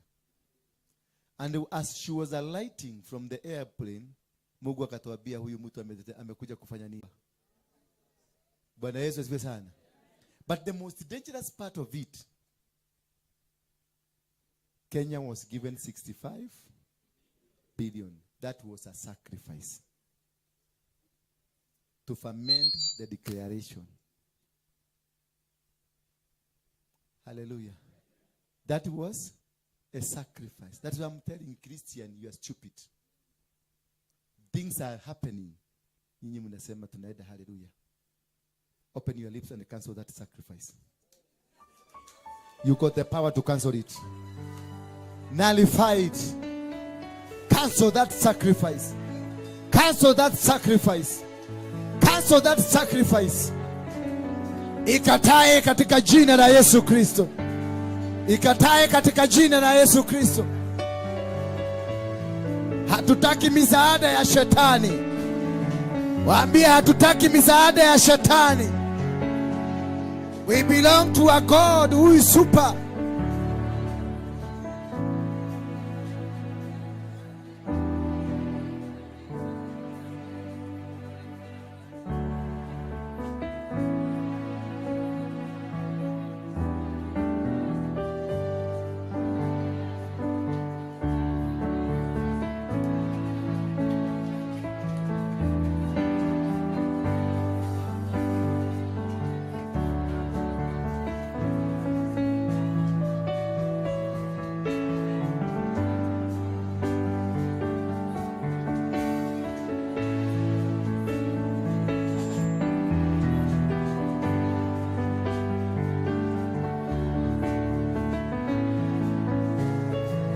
So the sacrifice, it is meant to destroy your children. It is meant to destroy the economy. It is meant to destroy the nation. It is meant to introduce permanently devil worshipping and openly.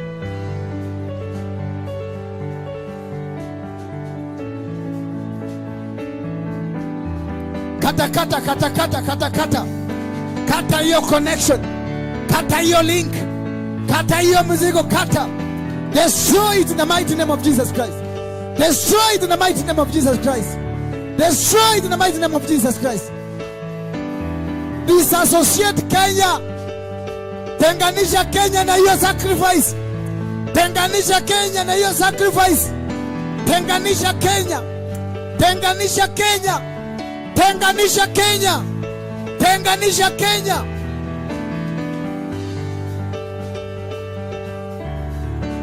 Kenya is a holy nation. Kenya ni nchi takatifu. Kenya ni nchi takatifu.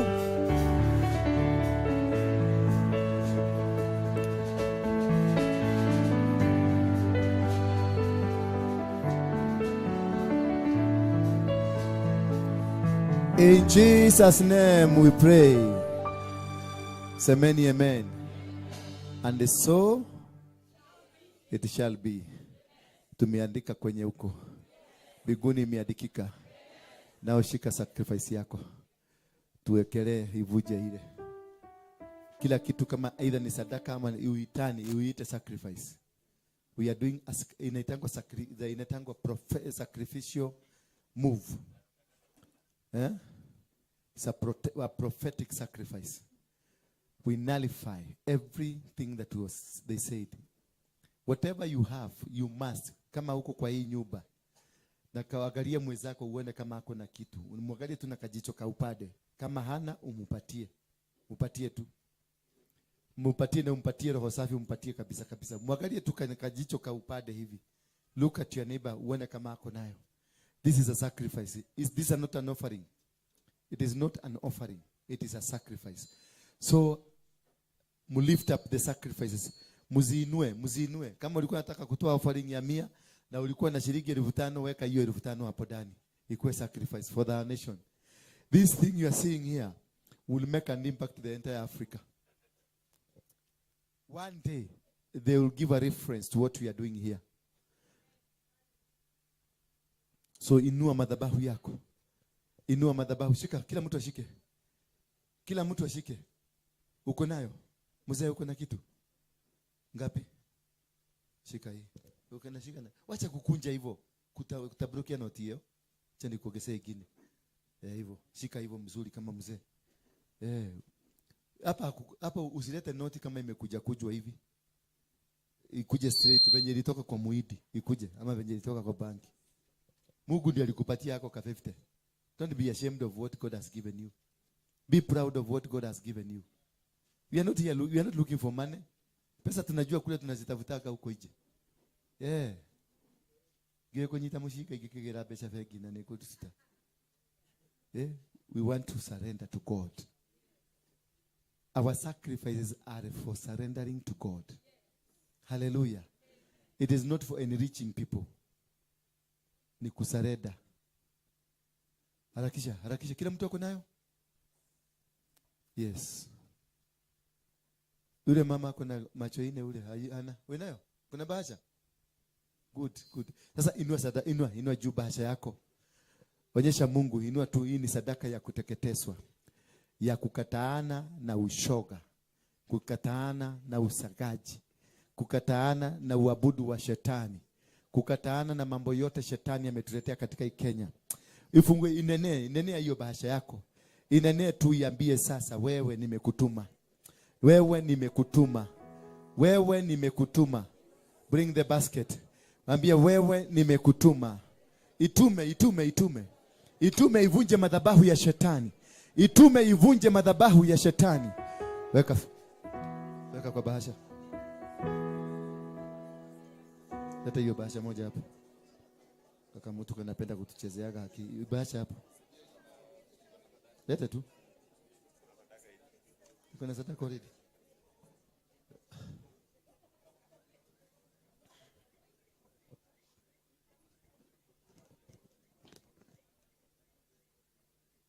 Lete basha ingine, lete basha. Inene tu yabie sasa mtoto yangu hata kufanyika msagaji. Shika, wacha kutetemeka mikono, weka hapo. Mtoto yangu, mvulana wangu, my son will never be a gay. My daughter will never be a gay. In my house there will be no devil worshiping. In my house hakutakuwa na Illuminati. In Kenya hakutakuwa na ushogaji. The church will never be defiled. Country Kenya, you will never be defiled. Nchi tukufu ya Kenya, you will never be defiled. Refuse Kenya to not be defiled. Refuse, useme Kenya. Ite Kenya, sema Kenya. Sema Kenya. My land Kenya. My land Kenya. You are not a ground for the devil. You are not the ground for Lucifer. You are not ground for LGBTQ. Kenya, hear the word of the Lord. Hear the word of the Lord. Vomit them. Vomit them. Those that want to defile Kenya. Vomit them. Ambia Kenya itapigwa, tapike.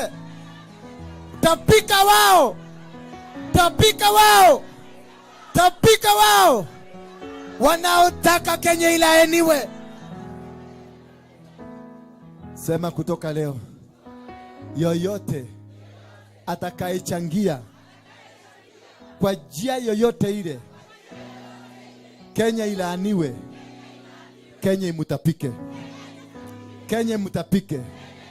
Yoyote anayepelekea watoto wetu kuingizwa kwa uabudu wa shetani, na Kenya imukatae. Na Kenya imukatae. Yeyote ambaye anafanya usagaji, na Kenya imukatae. Mali ya Kenya imukatae. Udongo wa Kenya imukatae. Hewa ya Kenya imukatae. In Jesus' name we make a declaration. Sema amen. So tuanze na hapa laini. Kuja weka hapa, tuanze na laini. Anza hapo, tuwekeweka, weka hapo. It is done. Mwambie mwenzako it is done. Yes? A pay bill ni 240. Ndio hii. 247 239 555 is the account number. Wekeni hapo ndani. Wekeni hapo ndani. Twende na line, tengeneza kabarabara hivyo, twende hivyo. Kujeni mweke hapa. It is done. Hivyo ndivyo walituchezea akili. Hata sisi tunajua. Wabi, hata sisi tunajua. Yes, netoi. Hii vita tunajua na hata tuweza. Wewe ambao unatutazama, kumbe wote unatutazama. You are watching us from America, from Germany, from Asia. Unganika pamoja na sisi. There is a pay bill number 247247. It's a pay bill number. The account number is 239555. Na kama you are not able to access the pay bill, send unganika pamoja na sisi. Tuma namba kwa namba ya simu 0722 239 555. 0722 239 555. If they ask you the name, is Hezekiah Waruinge. Tuma hapo.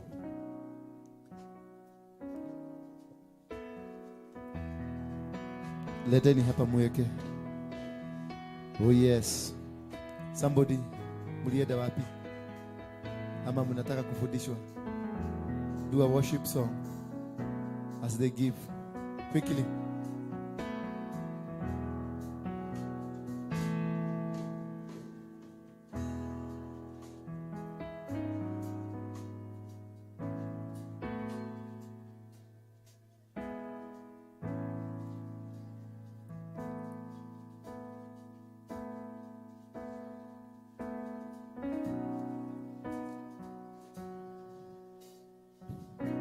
Hallelujah.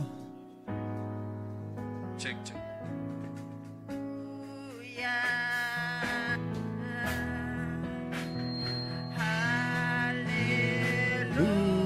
Hallelujah.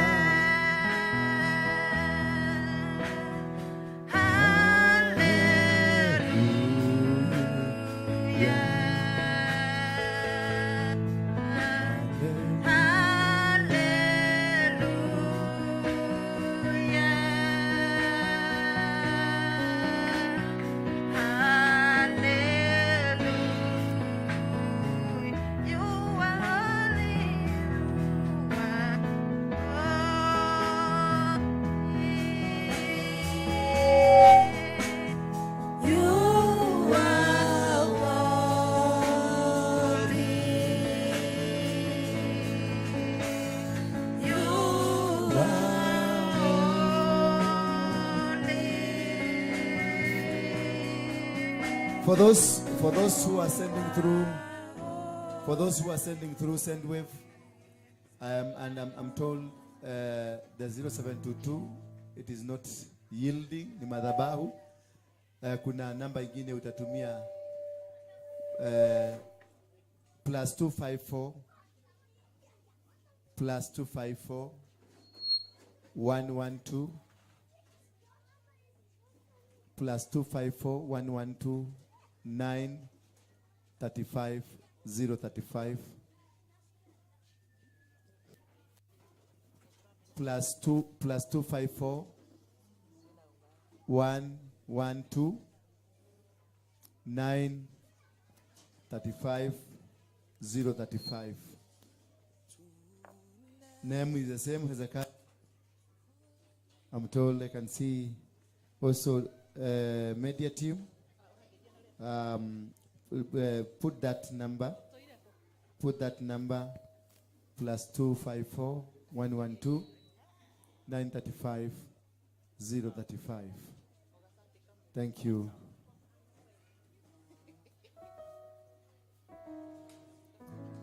Oh yes, thank you. Ninapokea sadaka hii kama sadaka ya kuteketezwa.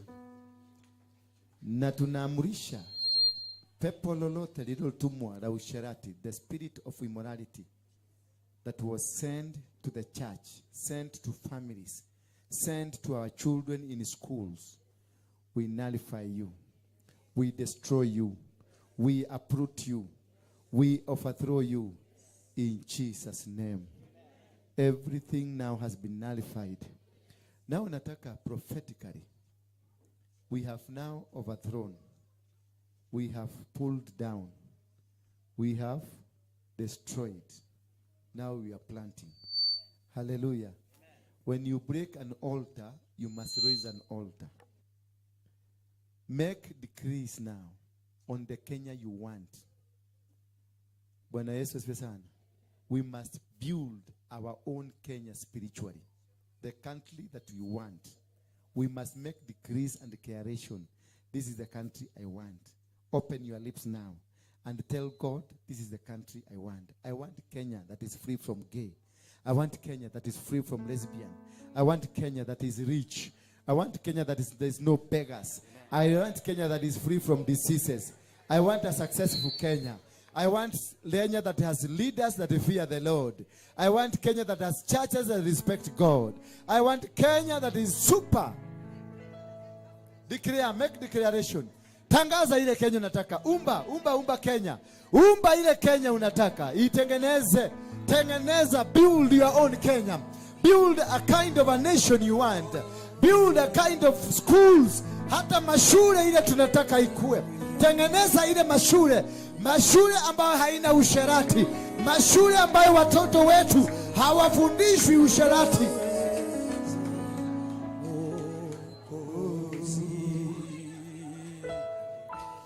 The blood.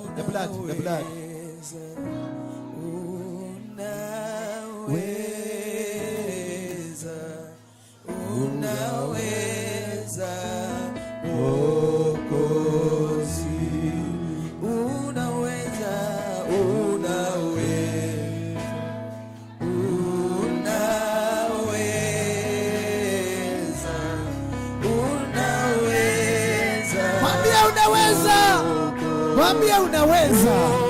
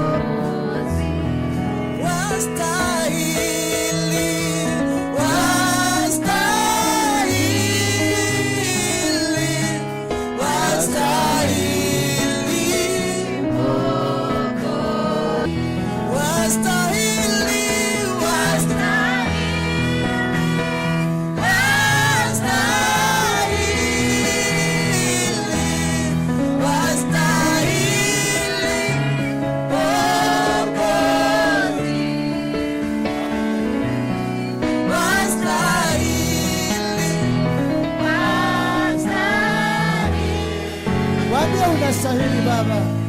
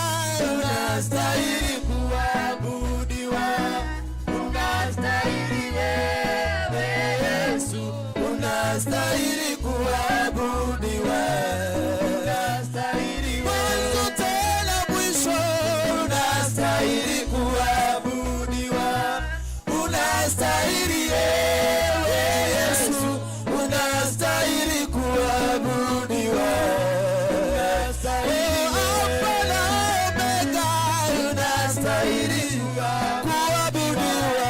Unastahili wewe Yesu, unastahili kuabudiwa. Watenda maajabu, unastahili, hakuna kama wewe. Wewe Yesu, unastahili kuabudiwa. Unastahili wewe Yesu, unastahili kuabudiwa. Unastahili Bwana, unastahili kuabudiwa. Unastahili wewe Yesu, unastahili kuabudiwa. Unastahili umetukuka Bwana, unastahili kuabudiwa. Unastahili wewe Yesu, unastahili kuabudiwa. Unastahili wewe. Niwagereire kwambarario, niwagereire Jesu, niwagereire kwambarario, niwagereire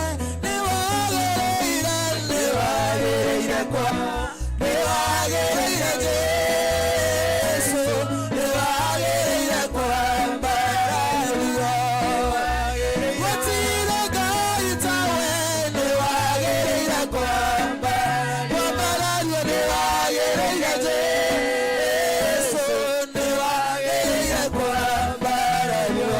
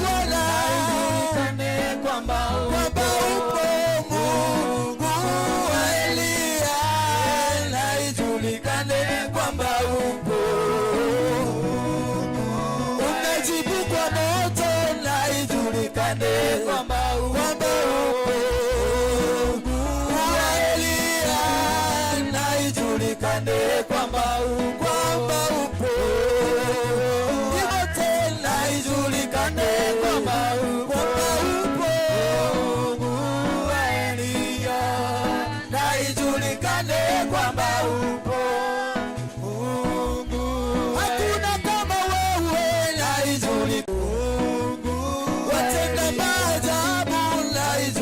ijulikane kwamba upo Mungu wa Elia, na ijulikane kwamba upo Mungu, ijulikane kote, na ijulikane kwamba upo Mungu wa Elia, na ijulikane kwamba upo Mungu Bwana wa mabwana, na ijulikane kwamba upo Mungu wa Elia, na ijulikane kwamba upo Mungu Bwana wa majeshi, na ijulikane kwamba upo Mungu wa Elia, na ijulikane kwamba upo Mungu, ijulikane kwamba, na ijulikane kwamba upo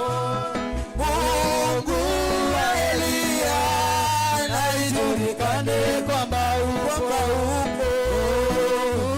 ijulikane kwamba, na ijulikane kwamba upo Mungu wa Elia, na ijulikane kwamba upo Mungu, ijulikane kwa Elia, na ijulikane kwamba upo Mungu wa Elia, ijulikane kwamba upo Mungu wa Elia, na ijulikane kwamba upo Mungu wa Elia, na ijulikane kwamba upo Mungu wa Elia, na ijulikane kwamba upo Mungu wa Elia. Hakuna mwingine tena ila Baba wa mbinguni, hakuna mwingine tena ila Baba wa mbinguni, nasema hakuna mwingine tena ila Baba wa mbinguni, hakuna mwingine tena ila Baba wa mbinguni, tunasema ya kwamba hakuna mwingine tena ila Baba wa mbinguni, hakuna mwingine tena wafanya maajabu, hakuna mwingine tena ila Baba wa mbinguni, hakuna mwingine tena ila Baba wa mbinguni, hakuna kama wewe, hakuna mwingine tena ila Baba wa mbinguni, nasema hakuna mwingine tena wafanya maajabu, hakuna mwingine tena ila Baba wa mbinguni, hakuna mwingine tena ila Baba wa mbinguni, wafungua waliofungwa, hakuna mwingine tena ila Baba wa mbinguni, hakuna mwingine tena ila Baba wa mbinguni, hakuna mwingine tena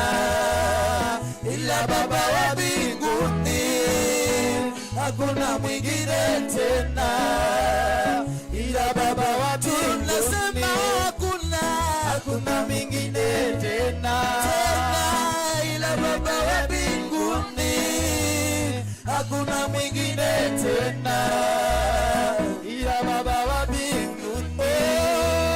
Oh, umeinuliwa juu, umeinuliwa juu sana, umeinuliwa juu, umeinuliwa, umeinuliwa, umeinuliwa juu.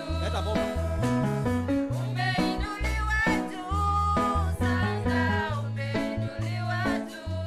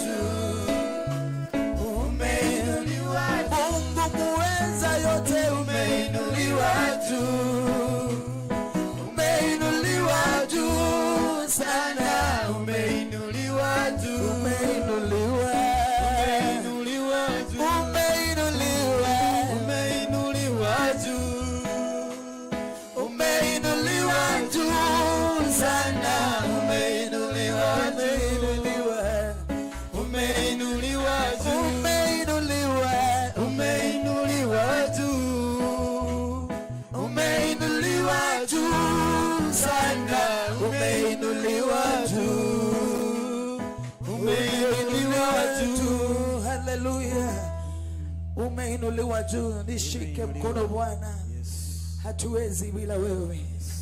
Nishike mkono Bwana, nishike mkono Yesu, nishike mkono Bwana.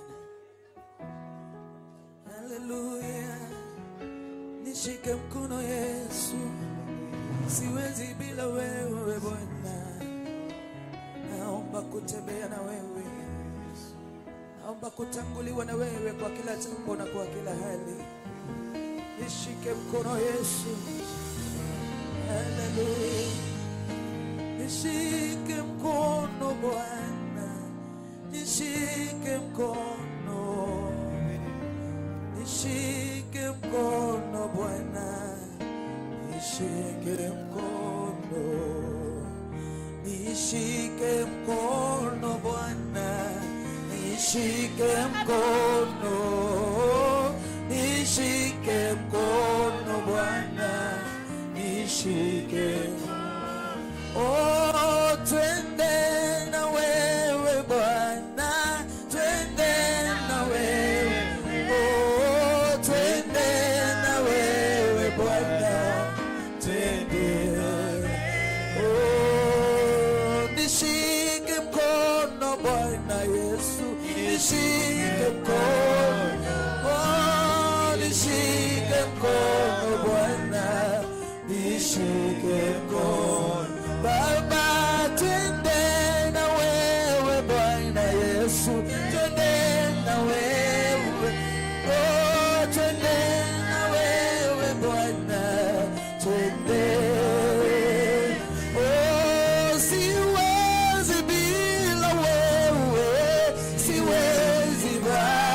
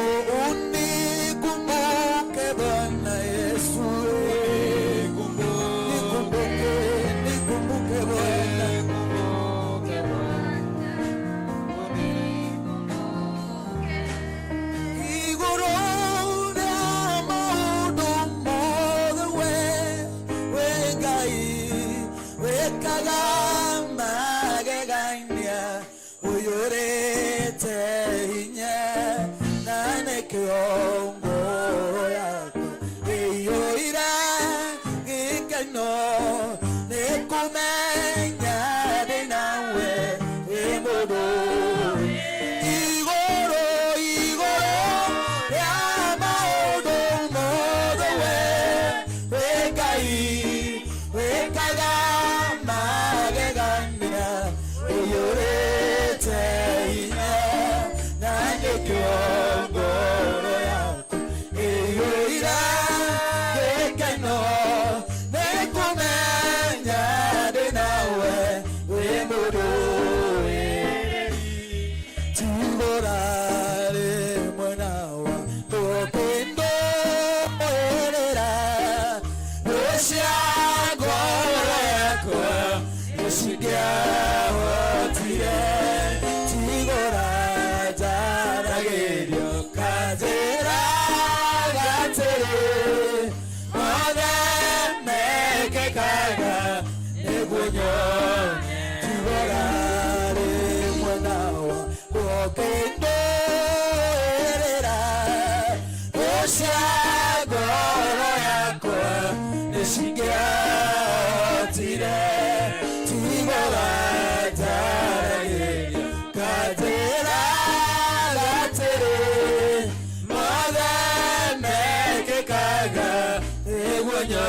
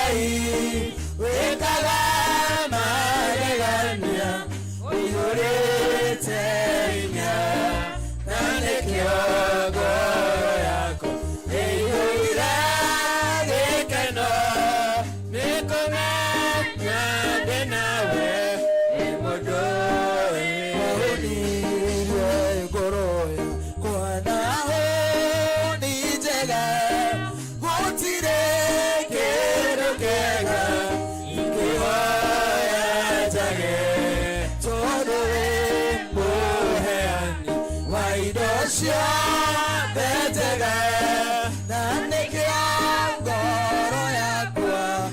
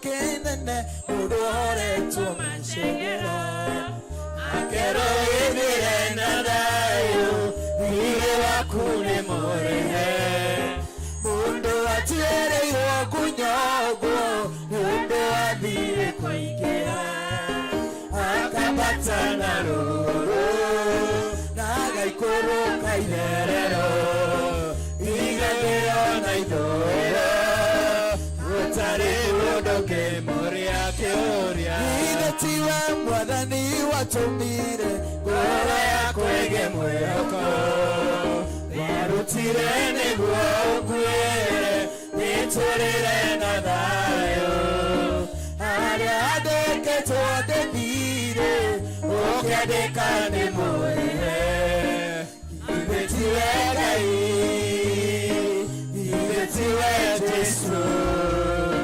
ibetiwe ibetinywa tato marutire ibetiwe madani watumire gora yako ege mweko marutire negwa ukwe biturire na dayo adeke tote bire okedekane moye ibetiwe gai ibetiwe Jesu ibetiwe ibetinywa tato marutire wera haleluya kwa Bwana haleluya ni wewe Bwana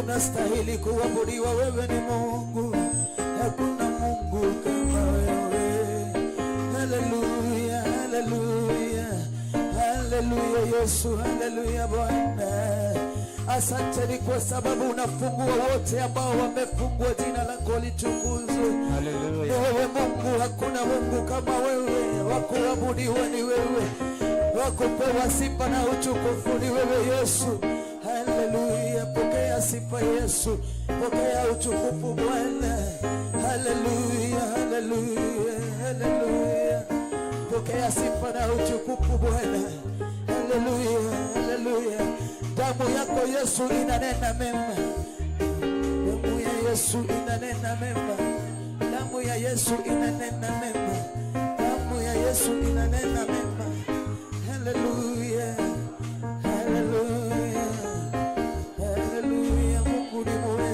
muweza anaweza mambo yote haleluya wewe ni mwema damu yako Yesu inanena mema damu ya Yesu inanena mema damu ya Yesu inanena mema damu ya Yesu inanena mema damu ya Yesu inanena mema damu ya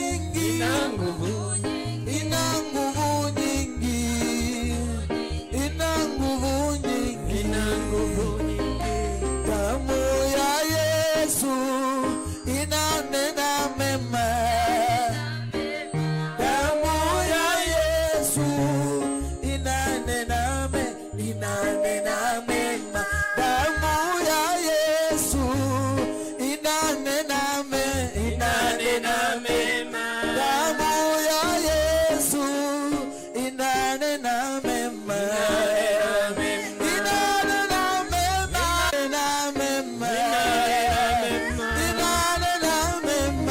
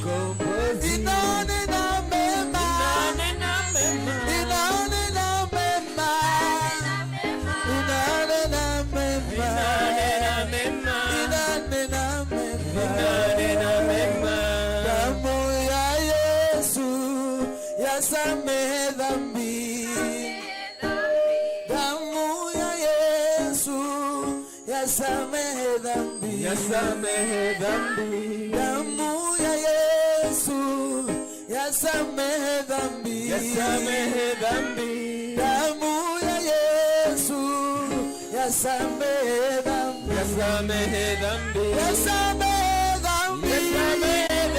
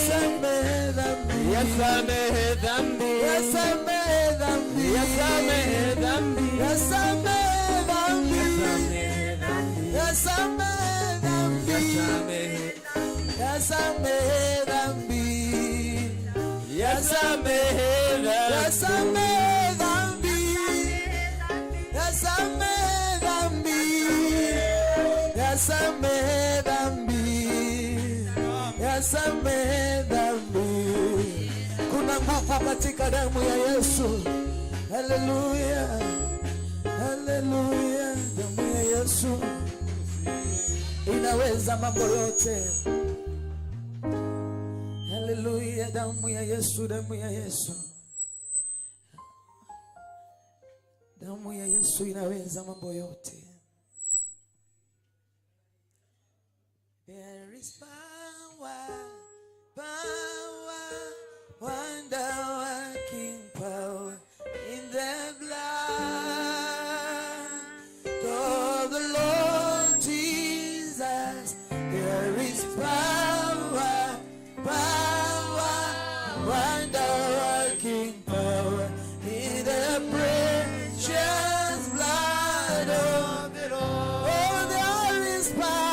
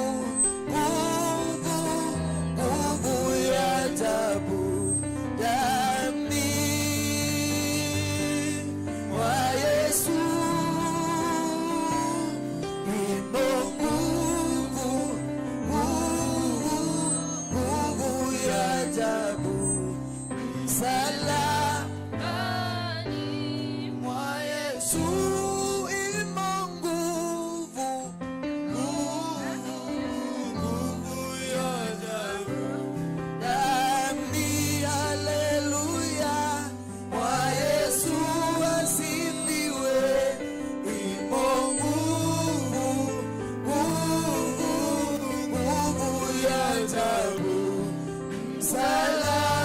msalabani mwa Yesu.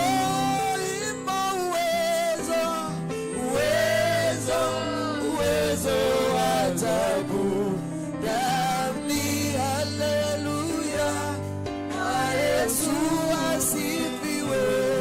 Ima uwezo, uwezo, uwezo ajabu msalabani mwa Yesu. Oh, ima nguvu, nguvu, nguvu ya ajabu ndani, haleluya, mwa Yesu asifiwe. Ima nguvu, nguvu, nguvu ya ajabu msalabani mwa Yesu. Anaweza, Bwana anaweza, anaweza Bwana, tukiomba anaweza Bwana, anaweza, anaweza, anaweza, anaweza Bwana, anaweza, anaweza Bwana, anaweza, anaweza Bwana, anaweza, anaweza Bwana, anaweza, anaweza Bwana, anaweza, anaweza Bwana, tukiomba anaweza Bwana, anaweza, anaweza kukomboa, anaweza Bwana kukomboa, anaweza Bwana,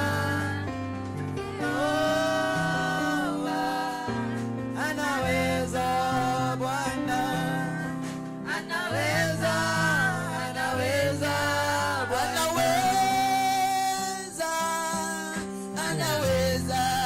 Bwana, anaweza, anaweza Bwana, tukiomba anaweza Bwana, anaweza, anaweza Bwana. Najua Bwana anatengeneza njia, anatengeneza njia kwa ajili yangu. Mimi najua, najua Bwana anatengeneza njia, anatengeneza njia kwa ajili yangu. Oh, mimi najua, najua Bwana anatengeneza njia, anatengeneza njia kwa ajili yangu. Oh, mimi najua, najua Bwana anatengeneza njia, anatengeneza njia kwa ajili yangu. Kwa maisha yangu najua Bwana anatengeneza njia, anatengeneza njia kwa ajili yangu. Oh, mimi najua, najua Bwana anatengeneza njia, anatengeneza njia kwa ajili yangu. Oh, mimi najua, najua Bwana anatengeneza njia, haleluya, anatengeneza njia kwa ajili yangu. Kwa biashara yangu najua Bwana anatengeneza njia, anatengeneza njia kwa ajili yangu. Mimi najua Bwana anatengeneza njia, anatengeneza njia kwa ajili yangu. Mimi najua Bwana anatengeneza njia, anatengeneza njia kwa ajili yangu. Alipo Bwana yote yanawezekana, alipo Bwana yanawezekana, alipo Bwana yote yanawezekana, alipo Bwana yanawezekana, alipo Bwana yote yanawezekana, alipo Bwana yanawezekana, alipo Bwana yote yanawezekana, alipo Bwana yanawezekana, alipo Roho yote yanawezekana, alipo Roho yanawezekana, alipo Roho yote yanawezekana, alipo Roho yanawezekana, yote yanawezekana, yanawezekana, alipo Roho yanawezekana, tukiomba yanawezekana, haleluya, yanawezekana, alipo Roho yanawezekana, tukiomba yanawezekana, yanawezekana, alipo Roho yanawezekana, mambo yote yanawezekana, yanawezekana, alipo Roho yanawezekana, tukiomba yanawezekana, yanawezekana, alipo Roho yanawezekana, alipo Baba yote yanawezekana, alipo Baba yanawezekana, alipo Baba yote yanawezekana, alipo Baba yanawezekana, mambo yote yanawezekana, yanawezekana, alipo Baba yanawezekana, tukiomba yanawezekana, yanawezekana, alipo Baba yanawezekana, tukiomba yanawezekana, yanawezekana, alipo Bwana yanawezekana. Ni wewe tu Bwana, ni wewe tu,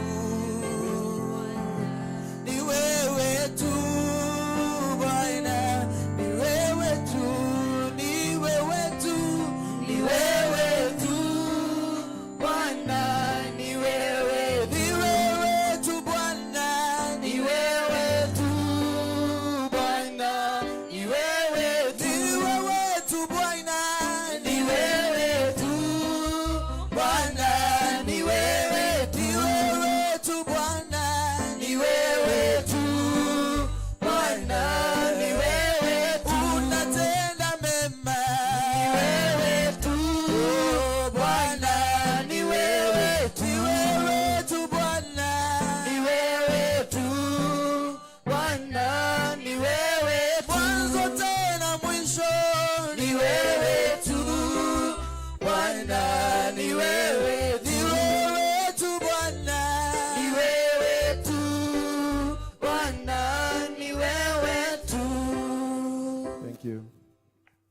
Inua mikono yako juu. Sema Bwana Yesu. Bwana Yesu, Una uwezo wa kutubadilishia maisha. Nibadilishie yangu leo.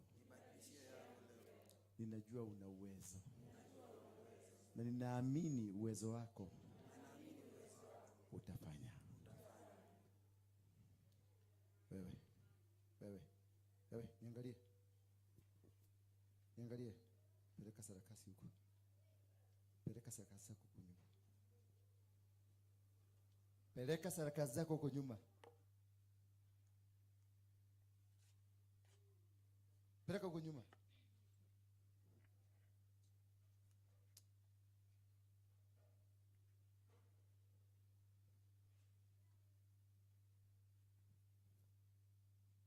Mami, huyo mtoto ulimzaa hivi ama?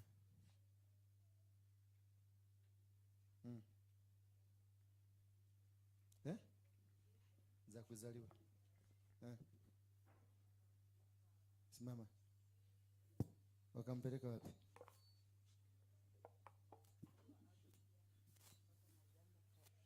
Alia tu mara moja. Kamchukua kampeleka nasari. Sawa kamwanza. Angalia huko. Wakampeleka wakamfanya wapi? Kwa nasari ya watoto. Sasa akaanza madawa. Alafu akasema ati meningitis imeguza nini? Ubongo. So amekuwa akikunywa madawa, tunaenda therapy. Na kuna kitu inafanyika. Madawa, therapy. Amewahi simama? Hawajai simama peke yake. Na miguu yake ishainyoka. Kwa hivi straight. Anajinyoshanga tu peke yake. Hivyo. Lakini hawezi simama. Lazima umsimamishe. Lete mkono. Hajui kuongea? Hajai ongea. Wanasema ni ubongo. Brain damage. Okay, mshike hapo. Yesu ako na bongo nyingi. Amen. Ako na bongo nyingi. Mwache tu misugu yake itasimamisha. Shika kama umerudi na nyuma huko. Hivyo. Yes.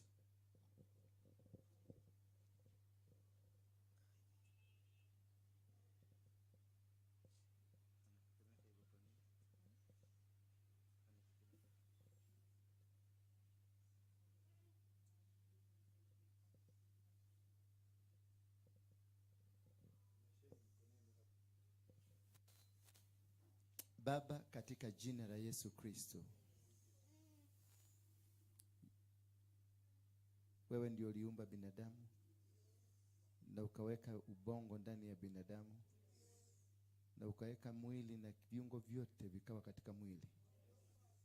Ninakuomba Baba ukampatie huyu mtoto viungo vyote ambavyo vinahitajika katika mwili wake.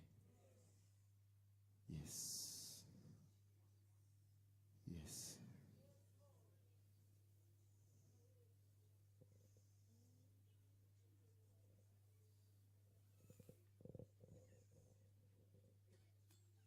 Ufunike hapa.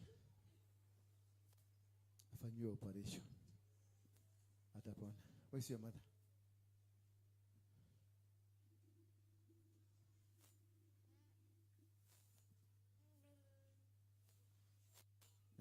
Mwache tu atakuwa sawa. Ako wapi? Mama ya huyu? Ule ulikuja hapa asubuhi. Ako wapi?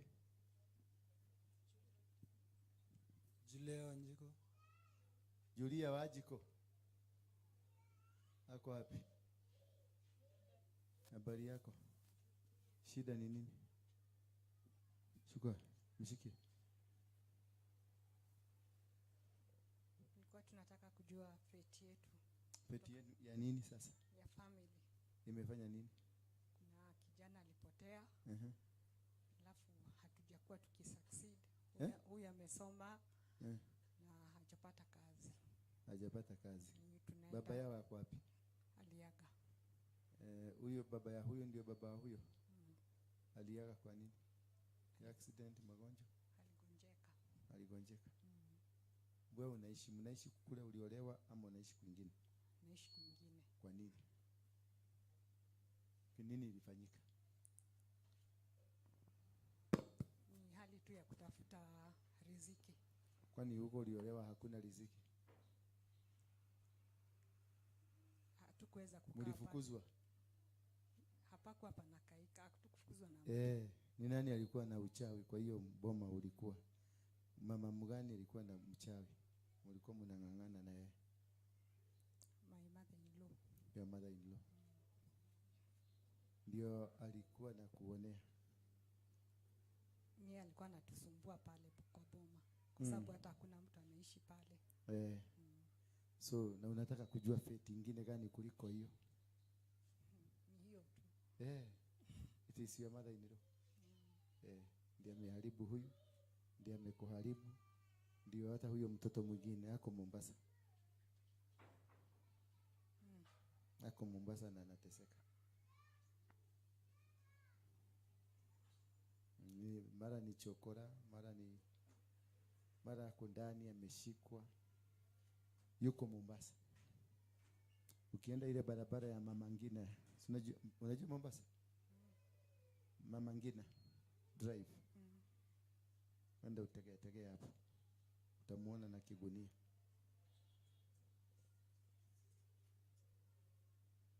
Aikiriona kiano. Ono yatigeti higa no. Wikio. Ni moiki already. Ni kuumiria tarera umiria. Habari yako? Niambie unaitwa nani? Naitwa Peter. Peter. Ulikuwa unafikiria kujiua? Kuna time nilikuwa kwa drugs sana. Umekuwa kwa drugs sana.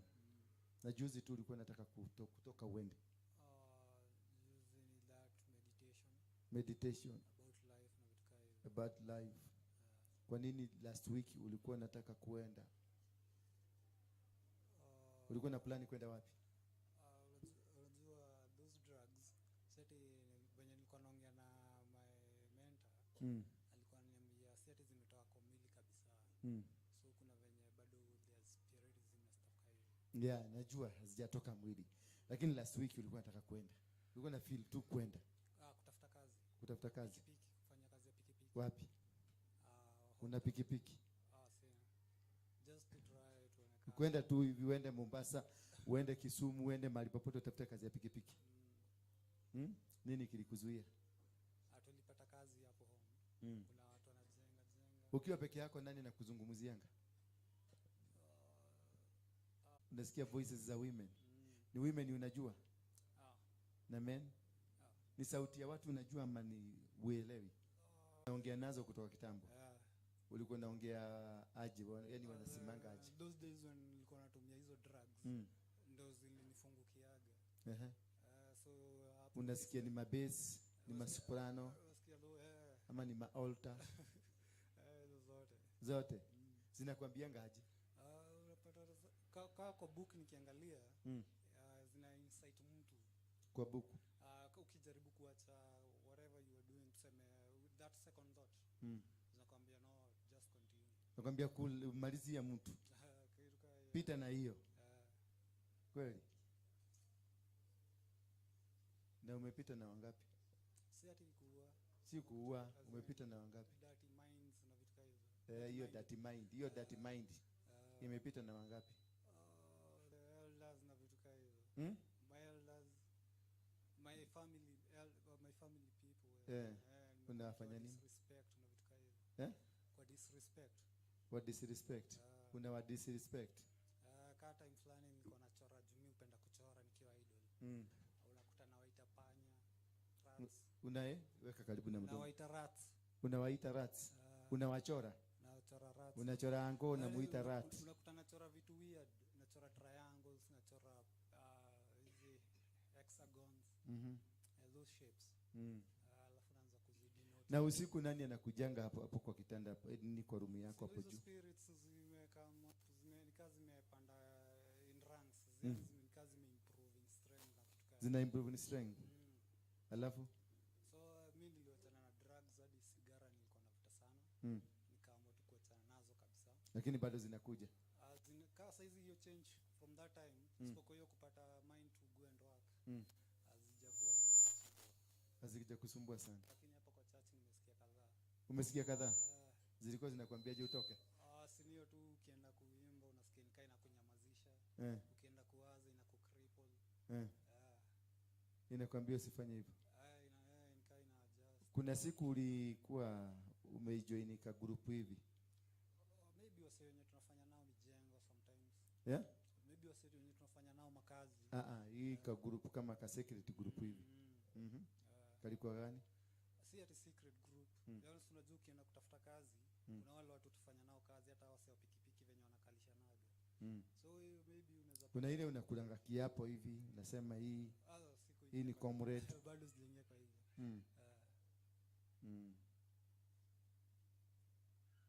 So, ungetaka kuokoka? Sema Bwana Yesu. Bwana Yesu. Natubu dhambi zangu. Zile najua. Na zile sijui. Wewe ni Mungu. Mwenye uwezo. Nimegundua ya kwamba nimetenda dhambi nyingi. Nahitaji msaada wako. In Jesus name. Amen. Baba, katika jina la Yesu Kristo na kuabudu na kushukuru, maana wewe ni Mungu mwenye uwezo. Ninanyamazisha nyoka hizi, machura na matotoisi, waganga na warogi walio dhulumu huyu mtoto na familia hii kwa ujumla. Yule mwingine aliye Mombasa ninamuitisha katika jina la Yesu Kristo. Ninavunja laana za kifamilia na uganga. Ninavunja maneno yaliyo neno na misemo ya kishetani. Ninavunja nira. Ninavunja foundations ambazo zinazungumza katika maisha yake. In the mighty name of Jesus Christ. I break every bondage. I break every demonic power. I break every satanic moves, satanic patterns in his life. In Jesus name. Amen. Umesikia nini? Nini imeenda?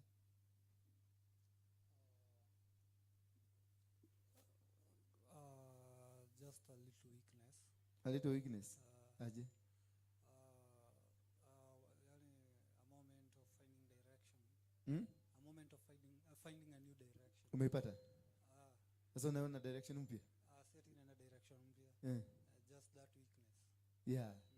Umesikia weakness? Weakness. Kuna kitu umesikia kienda? Wameenda? Wanakuzungumzia?